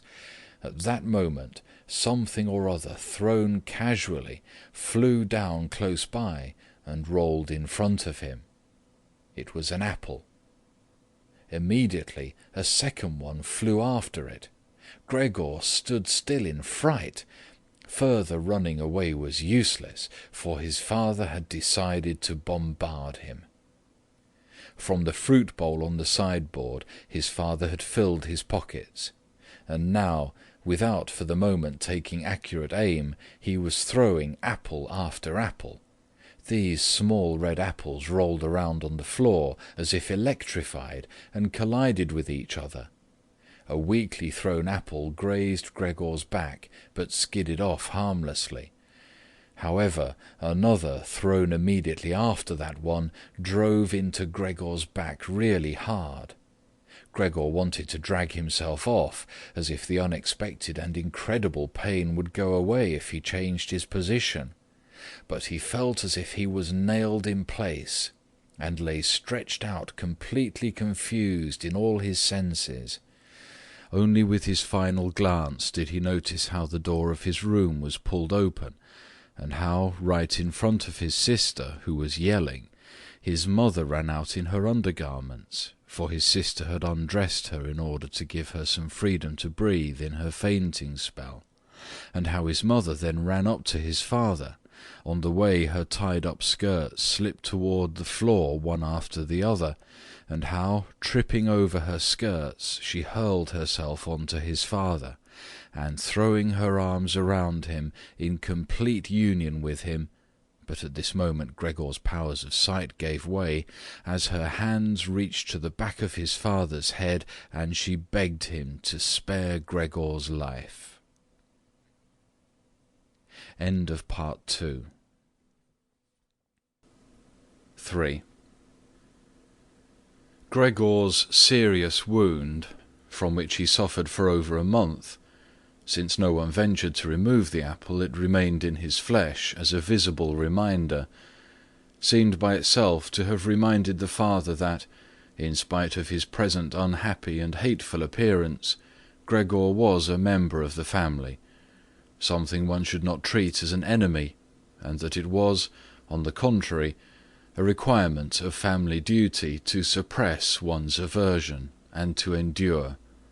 Nothing else, just endure. And if through his wound Gregor had now apparently lost for good his ability to move, and for the time being needed many, many minutes to crawl across his room, like an aged invalid, so far as creeping up high was concerned, that was unimaginable.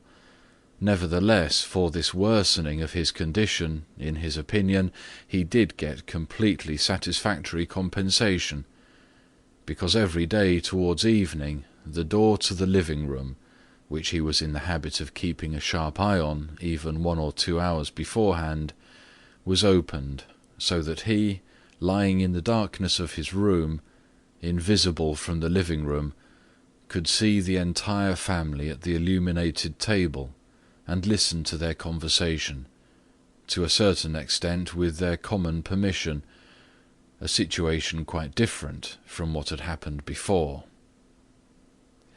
Of course it was no longer the animated social interaction of former times, which Gregor in small hotel rooms had always thought about with a certain longing, when, tired out, he had had to throw himself into the damp bedclothes.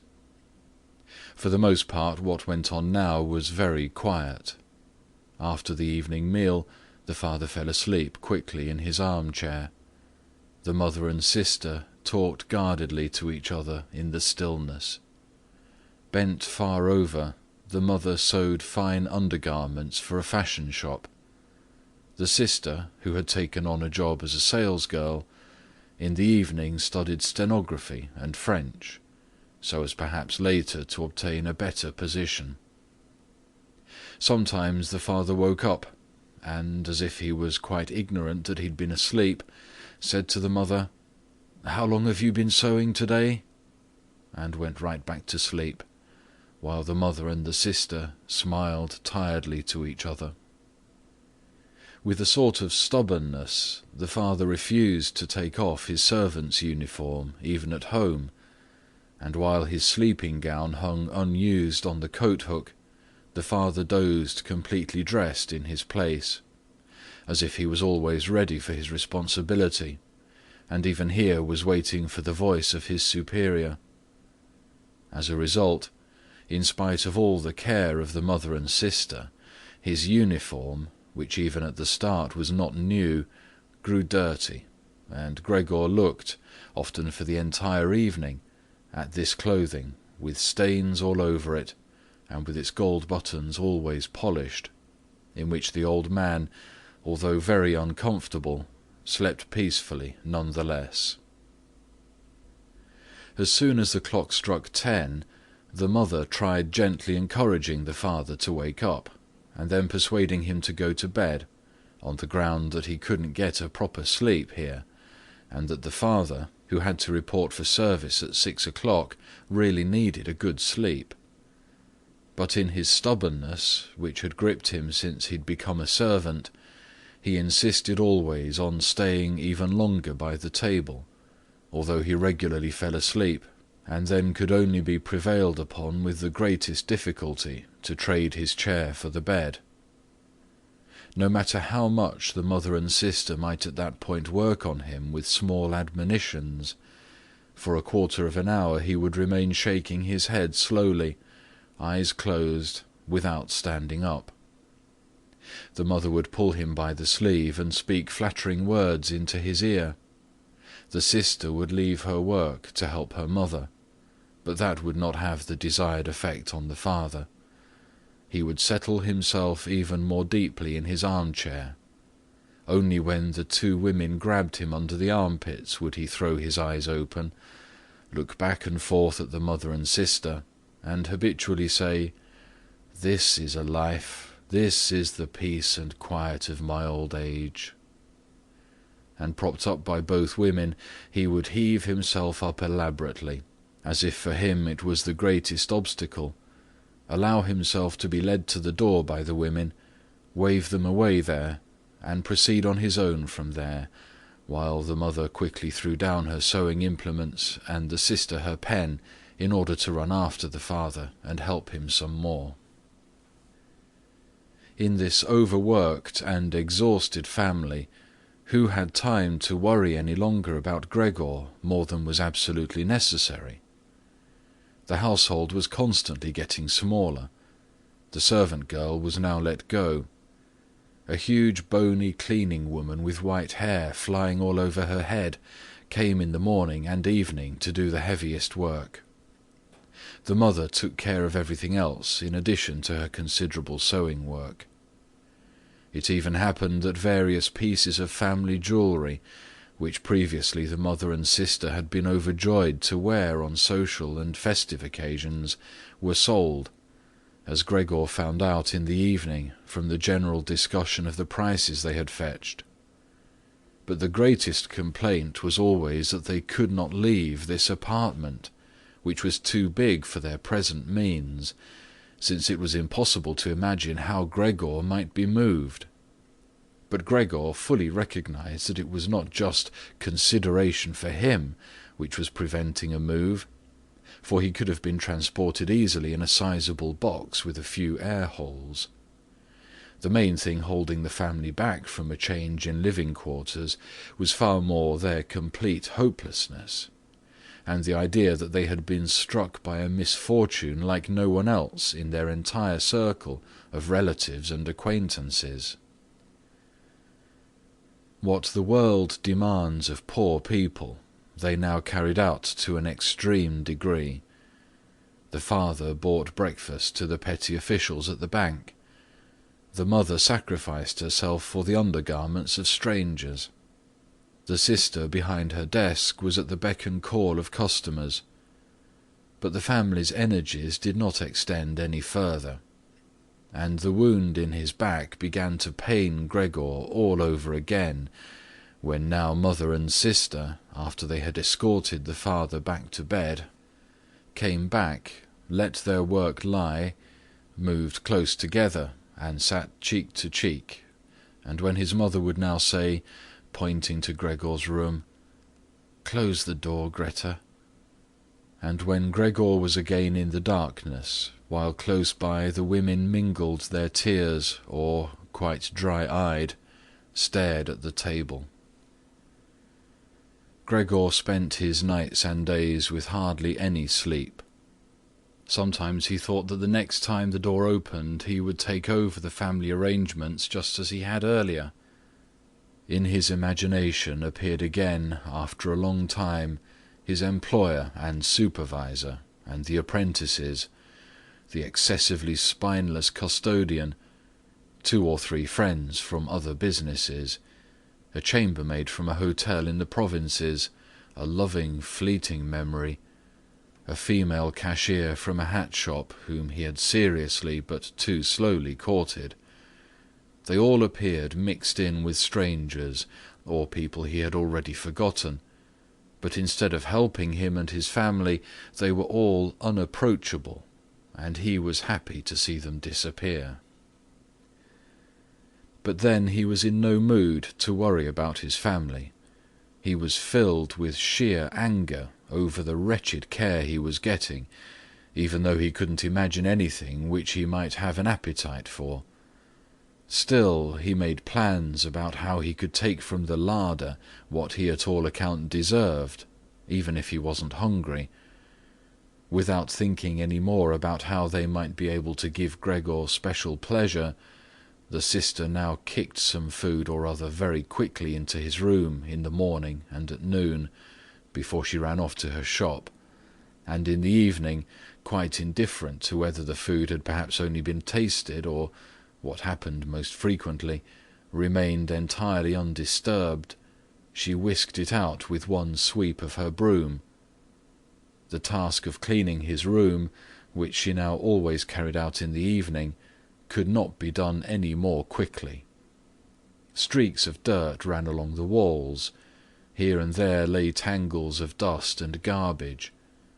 At first, when his sister arrived, Gregor positioned himself in a particularly filthy corner, in order with this posture to make something of a protest. But he could have well stayed there for weeks without his sister's changing her ways. In fact, she perceived the dirt as much as he did, but she had decided just to let it stay. In this business, with a touchiness which was quite new to her, and which had generally taken over the entire family, she kept watch to see that the cleaning of Gregor's room remained reserved for her. Once his mother had undertaken a major cleaning of Gregor's room, which she had only completed successfully after using a few buckets of water. But the extensive dampness made Gregor sick, and he lay supine, embittered and immobile on the couch. However, the mother's punishment was not delayed for long, for in the evening the sister had hardly observed the change in Gregor's room before she ran into the living-room, mightily offended, and in spite of her mother's hand lifted high in entreaty, broke out into a fit of crying. Her parents, the father had of course woken up with a start in his armchair, at first looked at her astonished and helpless, until they started to get agitated. Turning to his right, the father heaped reproaches on the mother that she was not to take over the cleaning of Gregor's room from the sister, and turning to his left, he shouted at the sister that she would no longer be allowed to clean Gregor's room ever again, while the mother tried to pull the father, beside himself in his excitement, into the bedroom. The sister, shaken by her crying fit, pounded on the table with her tiny fists, and Gregor hissed at all this, angry that no one thought about shutting the door and sparing him the sight of this commotion. But even when the sister, exhausted from her daily work, had grown tired of caring for Gregor as she had before, even then the mother did not have to come at all on her behalf. And Gregor did not have to be neglected, for now the cleaning woman was there. This old widow, who in her long life must have managed to survive the worst with the help of her bony frame, had no real horror of Gregor. Without being in the least curious, she had once by chance opened Gregor's door. At the sight of Gregor, who, totally surprised, began to scamper here and there, although no one was chasing him, she remained standing with her hands folded across her stomach, staring at him. Since then she did not fail to open the door furtively, a little every morning and evening, to look in on Gregor. At first she also called him to her with words which she presumably thought were friendly, like, "Come here for a bit, old dung-beetle," or "Hey, look at the old dung-beetle." Addressed in such a manner, Gregor answered nothing, but remained motionless in his place, as if the door had not been opened at all.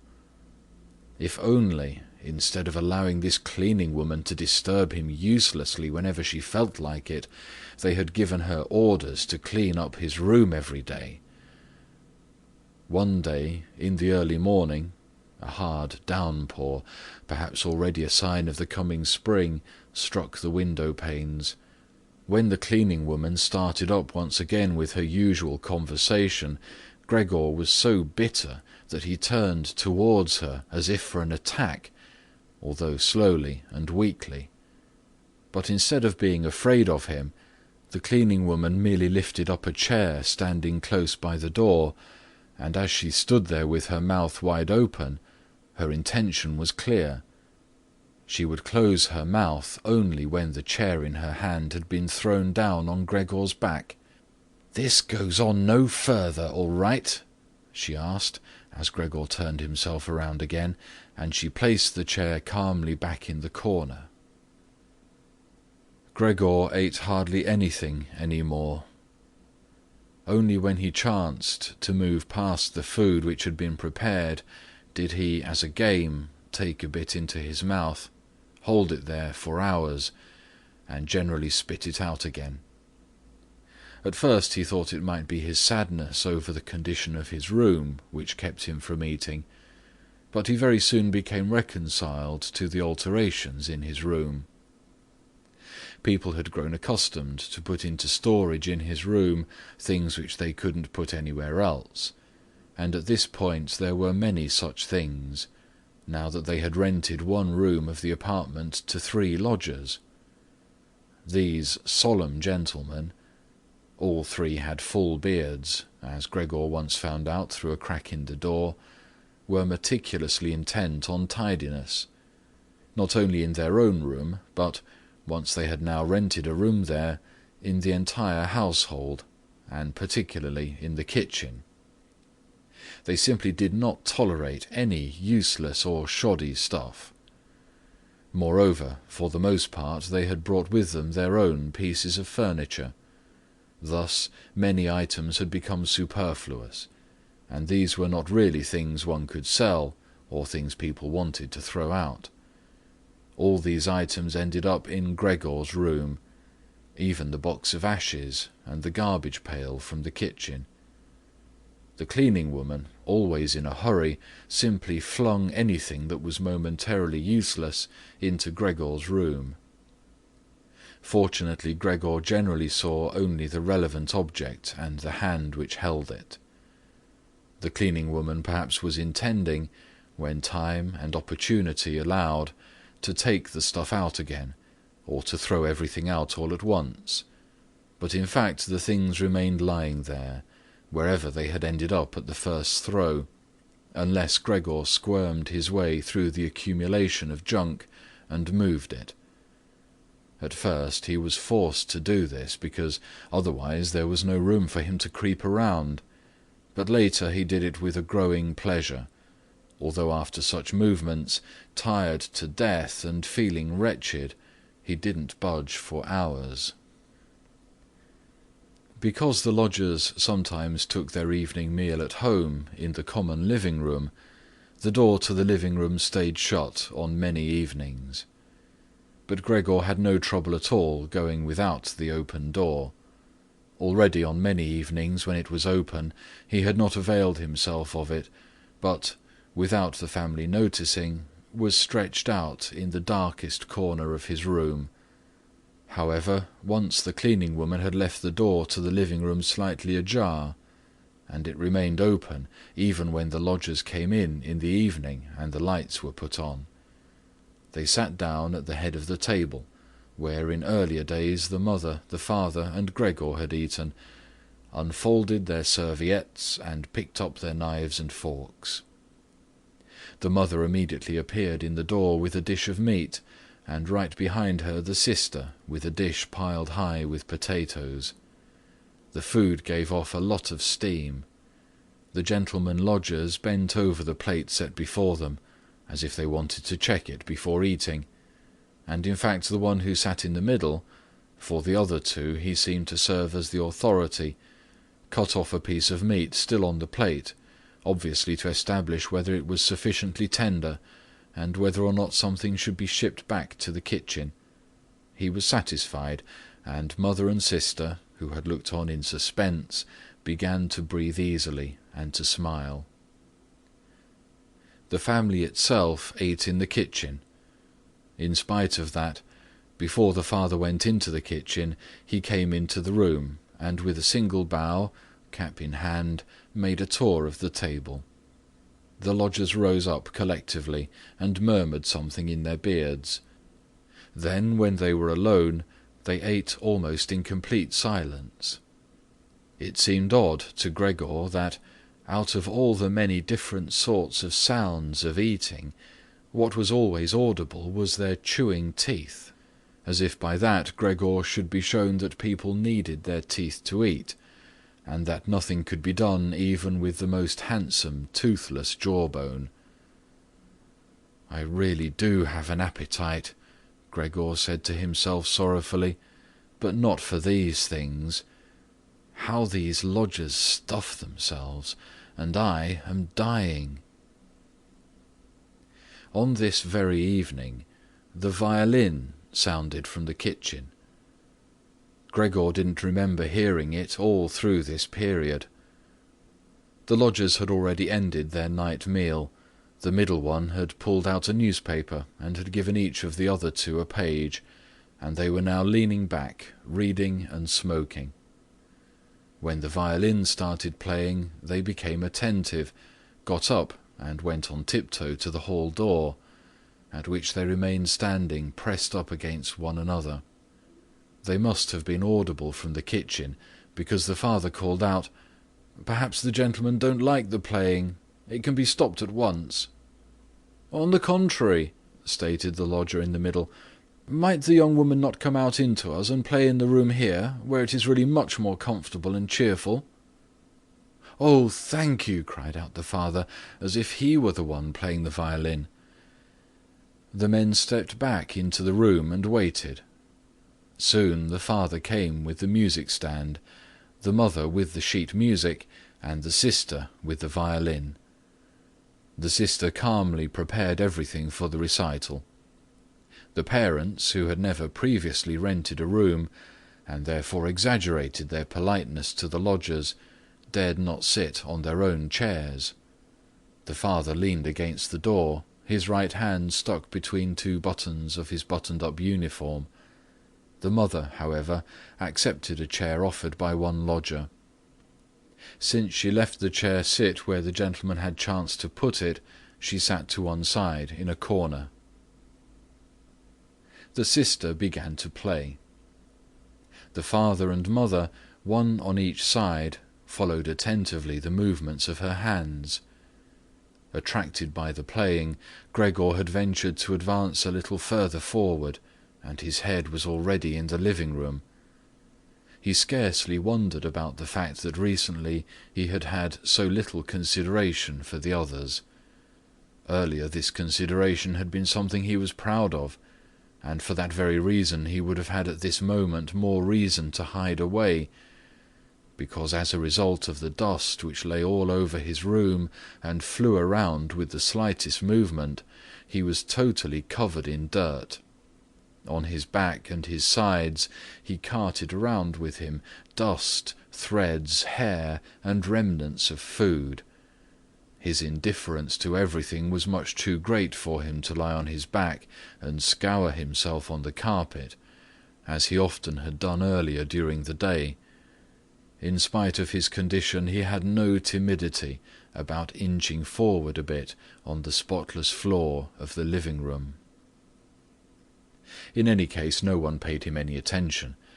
The family was all caught up in the violin-playing. The lodgers, by contrast, who for the moment had placed themselves, hands in their trouser pockets, behind the music-stand, much too close to the sister, so that they could all see the sheet music, something that must certainly bother the sister, soon drew back to the window, conversing in low voices with bowed heads, where they then remained, worriedly observed by the father.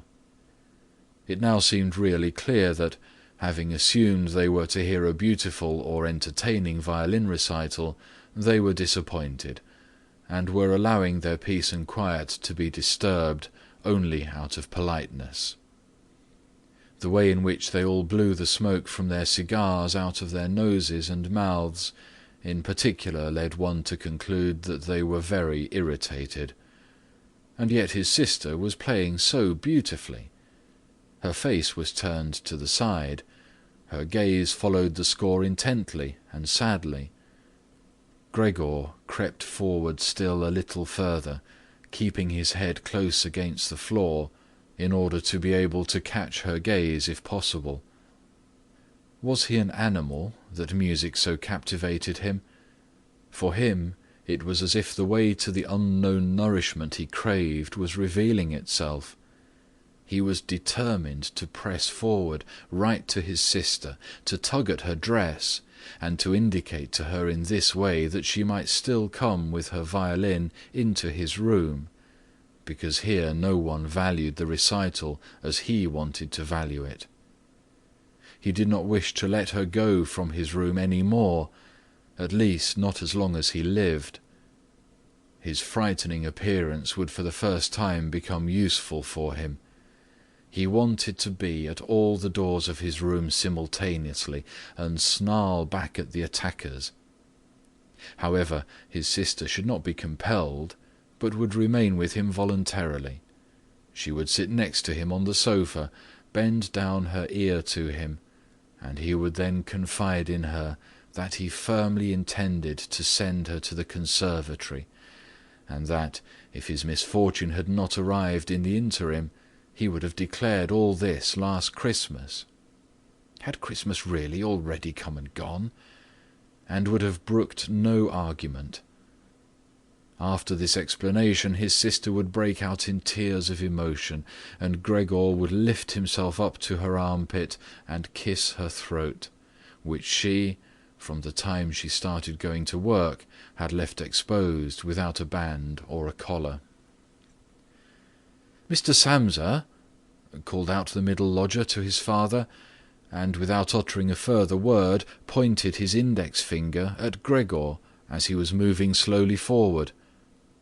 The violin fell silent. The middle lodger smiled, first shaking his head once at his friends, and then looked down at Gregor once more. Rather than driving Gregor back again, the father seemed to consider it of prime importance to calm down the lodgers, although they were not at all upset, and Gregor seemed to entertain them more than the violin recital. The father hurried over to them, and with outstretched arms tried to push them into their own room, and simultaneously to block their view of Gregor with his own body. At this they became really somewhat irritated, although one no longer knew whether that was because of the father's behaviour, or because of knowledge they had just acquired that they had, without knowing it, a neighbour like Gregor. They demanded explanations from his father, raised their arms to make their points, tugged agitatedly at their beards, and moved back towards their room quite slowly. In the meantime, the isolation which had suddenly fallen upon his sister, after the sudden breaking off of the recital, had overwhelmed her. She had held on to her violin and bow in her limp hands for a little while, and had continued to look at the sheet music as if she was still playing. All at once she pulled herself together, put the instrument in her mother's lap. The mother was still sitting in her chair, having trouble breathing, for her lungs were labouring, and had run into the next room, which the lodgers, pressured by the father, were already approaching more rapidly. One could observe how under the sisters' practised hands the sheets and pillows on the beds were thrown on high and arranged. Even before the lodgers had reached the room, she was finishing fixing the beds and was slipping out. The father seemed so gripped once again with his stubbornness that he forgot about the respect which he always showed to his renters. He pressed on, until at the door of the room the middle gentleman stamped loudly with his foot, and thus brought the father to a standstill. "I hereby declare," the middle lodger said, raising his hands and casting his glance both on the mother and the sister, "that considering the disgraceful conditions prevailing in this apartment and family," with this he spat decisively on the floor, "I immediately cancel my room. I will of course pay nothing at all for the days which I have lived here. On the contrary, I shall think about whether or not I will initiate some sort of action against you, something which, believe me, will be very easy to establish." He fell silent, and looked directly in front of him, as if he was waiting for something. In fact, his two friends immediately joined in with their opinions. "We also give immediate notice." At that, he seized the door handle, banged the door shut, and locked it. The father groped his way tottering to his chair, and let himself fall in it.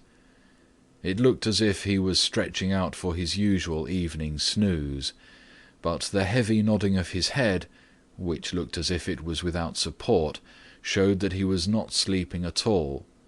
Gregor had lain motionless the entire time on the spot where the lodgers had caught him. Disappointment with the collapse of his plan, and perhaps also weakness brought on by his severe hunger, made it impossible for him to move. He was certainly afraid that a general disaster would break over him at any moment, and he waited. He was not even startled when the violin fell from the mother's lap, out from under her trembling fingers, and gave off a reverberating tone. "My dear parents," said the sister, banging her hand on the table by way of an introduction, "things cannot go any longer in this way. Maybe if you don't understand that, well, I do.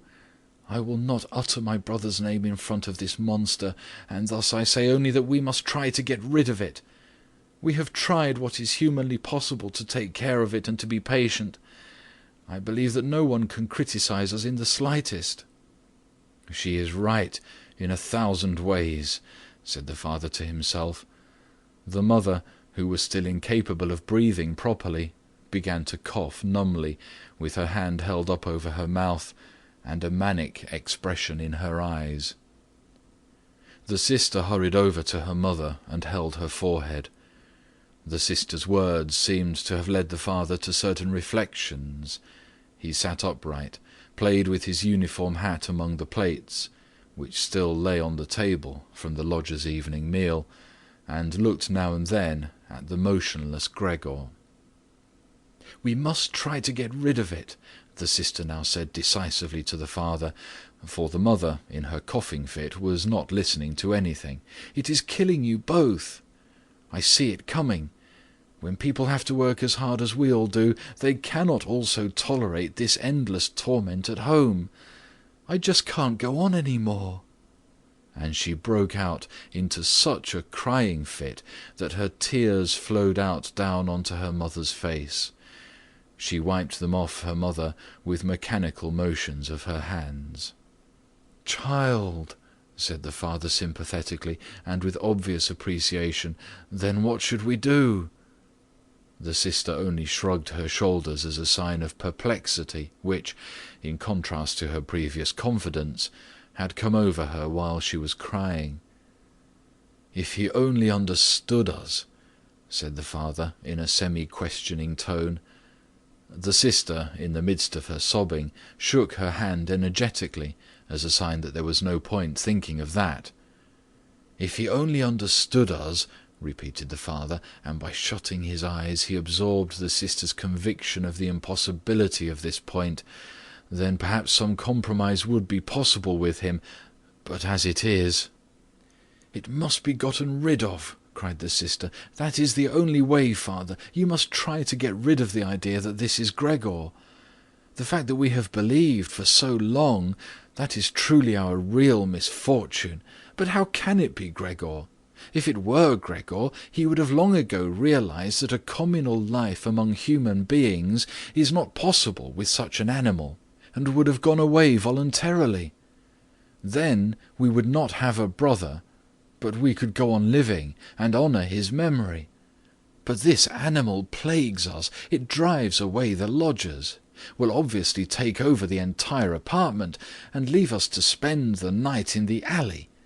Just look, father," she suddenly cried out, "he's already starting up again."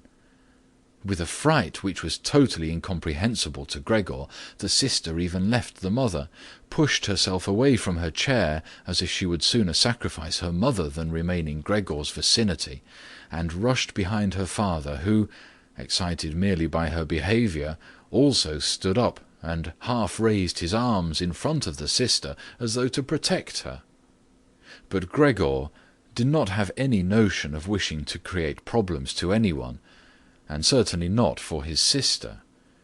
He had just started to turn himself round in order to creep back into his room, quite a startling sight, since, as a result of his suffering condition, he had to guide himself through the difficulty of turning round with his head, in this process lifting and banging it against the floor several times. He paused and looked around. His good intentions seemed to have been recognized. The fright had lasted only for a moment. Now they looked at him in silence and sorrow.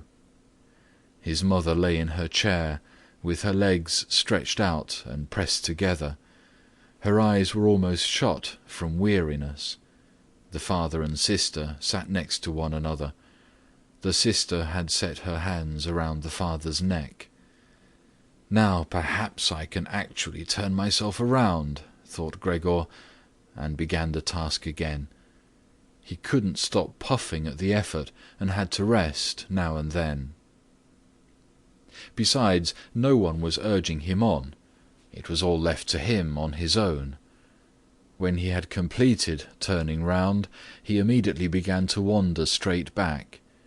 He was astonished at the great distance which separated him from his room, and did not understand in the least how in his weakness he had covered the same distance a short time before, almost without noticing it.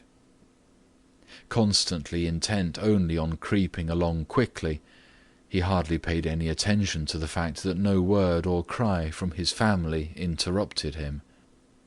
Only when he was already at the door did he turn his head, not completely, because he felt his neck growing stiff. At any rate, he still saw that behind him nothing had changed. Only the sister was standing up. His last glimpse brushed over the mother, who was now completely asleep. Hardly was he inside his room when the door was pushed shut very quickly, bolted fast and barred. Gregor was startled by the sudden commotion behind him, so much so that his little limbs bent double under him. It was his sister who'd been in such a hurry. She had stood up right away, had waited, and had then sprung forward nimbly. Gregor had not heard anything of her approach. She cried out, "Finally!" to her parents as she turned the key in the lock. "What now?" Gregor asked himself, and looked around him in the darkness. He soon made the discovery that he could no longer move at all. He was not surprised at that. On the contrary, it struck him as unnatural that up to this point he had really been able to move around with these little thin legs. Besides, he felt relatively content.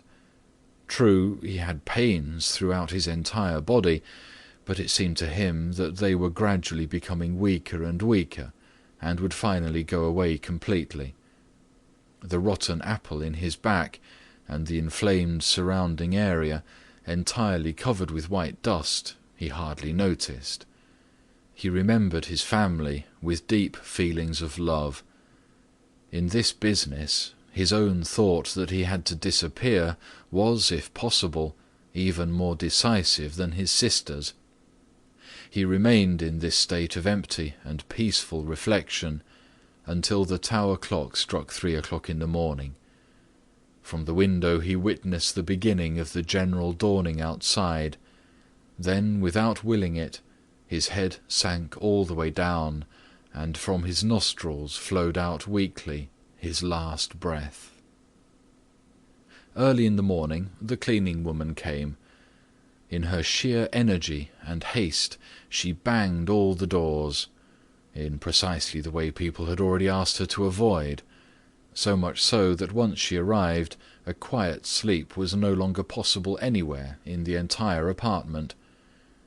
In her customarily brief visit to Gregor, she at first found nothing special. She thought he lay so immobile there because he wanted to play the offended party. She gave him credit for as complete an understanding as possible. Since she happened to be holding the long broom in her hand, she tried to tickle Gregor with it from the door. When that was quite unsuccessful, she became irritated and poked Gregor a little, and only when she had shoved him from his place without any resistance did she become attentive. When she quickly realized the true state of affairs, her eyes grew large. She whistled to herself. However, she didn't restrain herself for long. She pulled open the door of the bedroom and yelled in a loud voice into the darkness, "Come and look! It's kicked the bucket! It's lying there, totally snuffed!" The Samsa married couple sat upright in their marriage bed and had to get over their fright at the cleaning woman before they managed to grasp her message. And then Mr. and Mrs. Samsa climbed very quickly out of bed, one on either side. Mr. Samsa threw the bedspread over his shoulders. Mrs. Samsa came out only in her nightshirt, and like this they stepped into Gregor's room. Meanwhile the door of the living room, in which Greta had slept since the lodgers had arrived on the scene, had also opened. She was fully clothed, as if she had not slept at all. Her white face also seemed to indicate that. "Dead?" said Mrs. Samsa, and looked questioningly at the cleaning woman, although she could check everything on her own and even understand without a check. "I should say so," said the cleaning woman, and by way of proof poked Gregor's body with the broom a considerable distance more to the side. Mrs. Samsa made a movement as if she wished to restrain the broom, but didn't do it. "Well," said Mr. Samsa, "now we can give thanks to God." He crossed himself, and the three women followed his example. Greta, who did not take her eyes off the corpse, said, "Look how thin he was. He had eaten nothing for such a long time. The meals which came in here came out again exactly the same." In fact, Gregor's body was completely flat and dry. That was apparent really for the first time, now that he was no longer raised on his small limbs, and nothing else distracted one's gaze. "Greta, come in to us for a moment," said Mrs. Samsa with a melancholy smile, and Greta went, not without looking back at the corpse, behind her parents into the living-room. The cleaning woman shut the door and opened the window wide. In spite of the early morning, the fresh air was partly tinged with warmth. It was already the end of March. The three lodgers stepped out of their room and looked around for their breakfast, astonished that they had been forgotten. "Where is the breakfast?" asked the middle one of the gentlemen, grumpily, to the cleaning woman. However, she laid her finger to her lips, and then quickly and silently indicated to the lodgers that they could come into Gregor's room. So they came, and stood in the room, which was already quite bright, around Gregor's corpse, their hands in the pockets of their somewhat worn jackets. Then the door of the room opened, and Mr. Samsa appeared in his uniform, with his wife on one arm and his daughter on the other. All were a little tear-stained. Now and then Greta pressed her face into her father's arm. "Get out of my apartment immediately," said Mr. Samsa, and pulled open the door, without letting go of the women. "What do you mean?"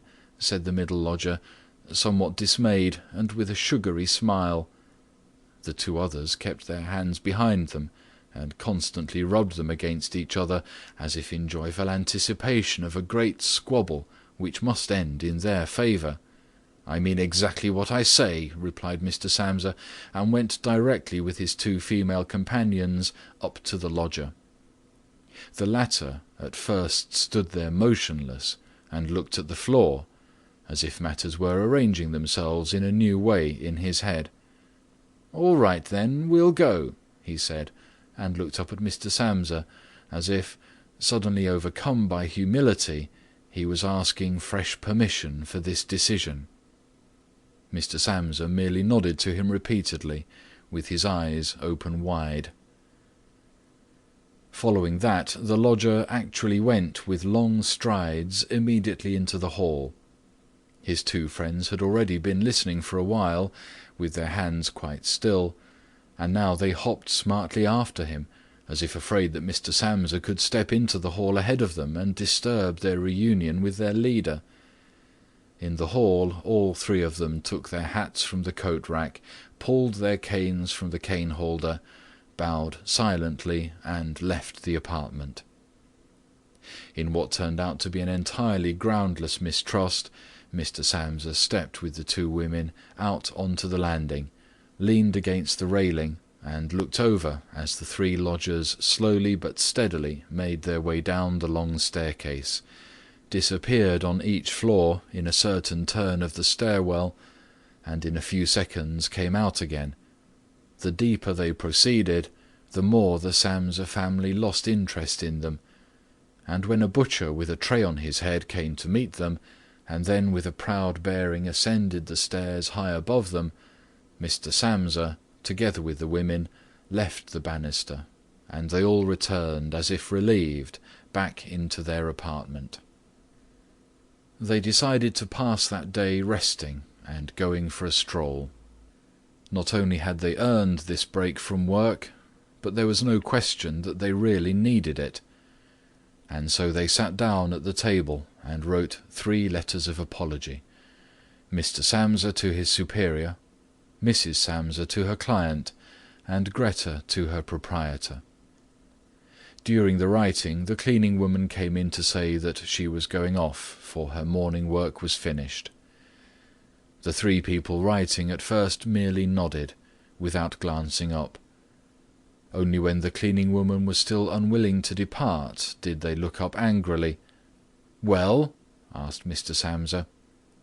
The cleaning woman stood smiling in the doorway, as if she had a great stroke of luck to report to the family, but would only do it if she was asked directly. The almost upright, small ostrich feather in her hat which had irritated Mr. Samsa during her entire service, swayed lightly in all directions. "All right, then, what do you really want?" asked Mrs. Samsa, whom the cleaning lady still usually respected. "Well," answered the cleaning woman, smiling so happily she couldn't go on speaking right away, "about how that rubbish from the next room should be thrown out. You mustn't worry about it. It's all taken care of." Mrs. Samsa and Greta bent down to their letters, as though they wanted to go on writing. Mr. Samsa, who noticed that the cleaning woman wanted to start describing everything in detail, decisively prevented her with an outstretched hand. But since she was not allowed to explain, she remembered the great hurry she was in, and called out, clearly insulted, "Bye-bye, everyone," turned round furiously, and left the apartment with a fearful slamming of the door. "This evening she'll be let go," said Mr. Samsa, but he got no answer from either his wife or from his daughter, because the cleaning woman seemed to have upset once again the tranquillity they had just attained. They got up, went to the window, and remained there, with their arms about each other. Mr. Samsa turned around in his chair in their direction, and observed them quietly for a while. Then he called out, "All right, come here then. Let's finally get rid of old things, and have a little consideration for me." The women attended to him at once. They rushed to him, caressed him, and quickly ended their letters. Then all three left the apartment together, something they had not done for months now, and took the electric tram into the open air outside the city. The car in which they were sitting by themselves was totally engulfed by the warm sun. Leaning back comfortably in their seats, they talked to each other about future prospects, and they discovered that on closer observation these were not at all bad, for the three of them had employment, about which they had not really questioned each other at all, which was extremely favourable and with especially promising prospects. The greatest improvement in their situation at this moment, of course, had to come from a change of dwelling. Now they wanted to rent an apartment smaller and cheaper, but better suited and generally more practical than the present one, which Gregor had found. While they amused themselves in this way, it struck Mr. and Mrs. Samsa almost at the same moment how their daughter, who was getting more animated all the time, had blossomed recently, in spite of all the troubles which had made her cheeks pale, into a beautiful and voluptuous young woman. Growing more silent, and almost unconsciously understanding each other in their glances, they thought that the time was now at hand to seek out a good, honest man for her, and it was something of a confirmation of their new dreams and good intentions when at the end of their journey their daughter got up first and stretched her young body. End of The Metamorphosis by Franz Kafka, translated by Ian Johnston, read by David Barnes.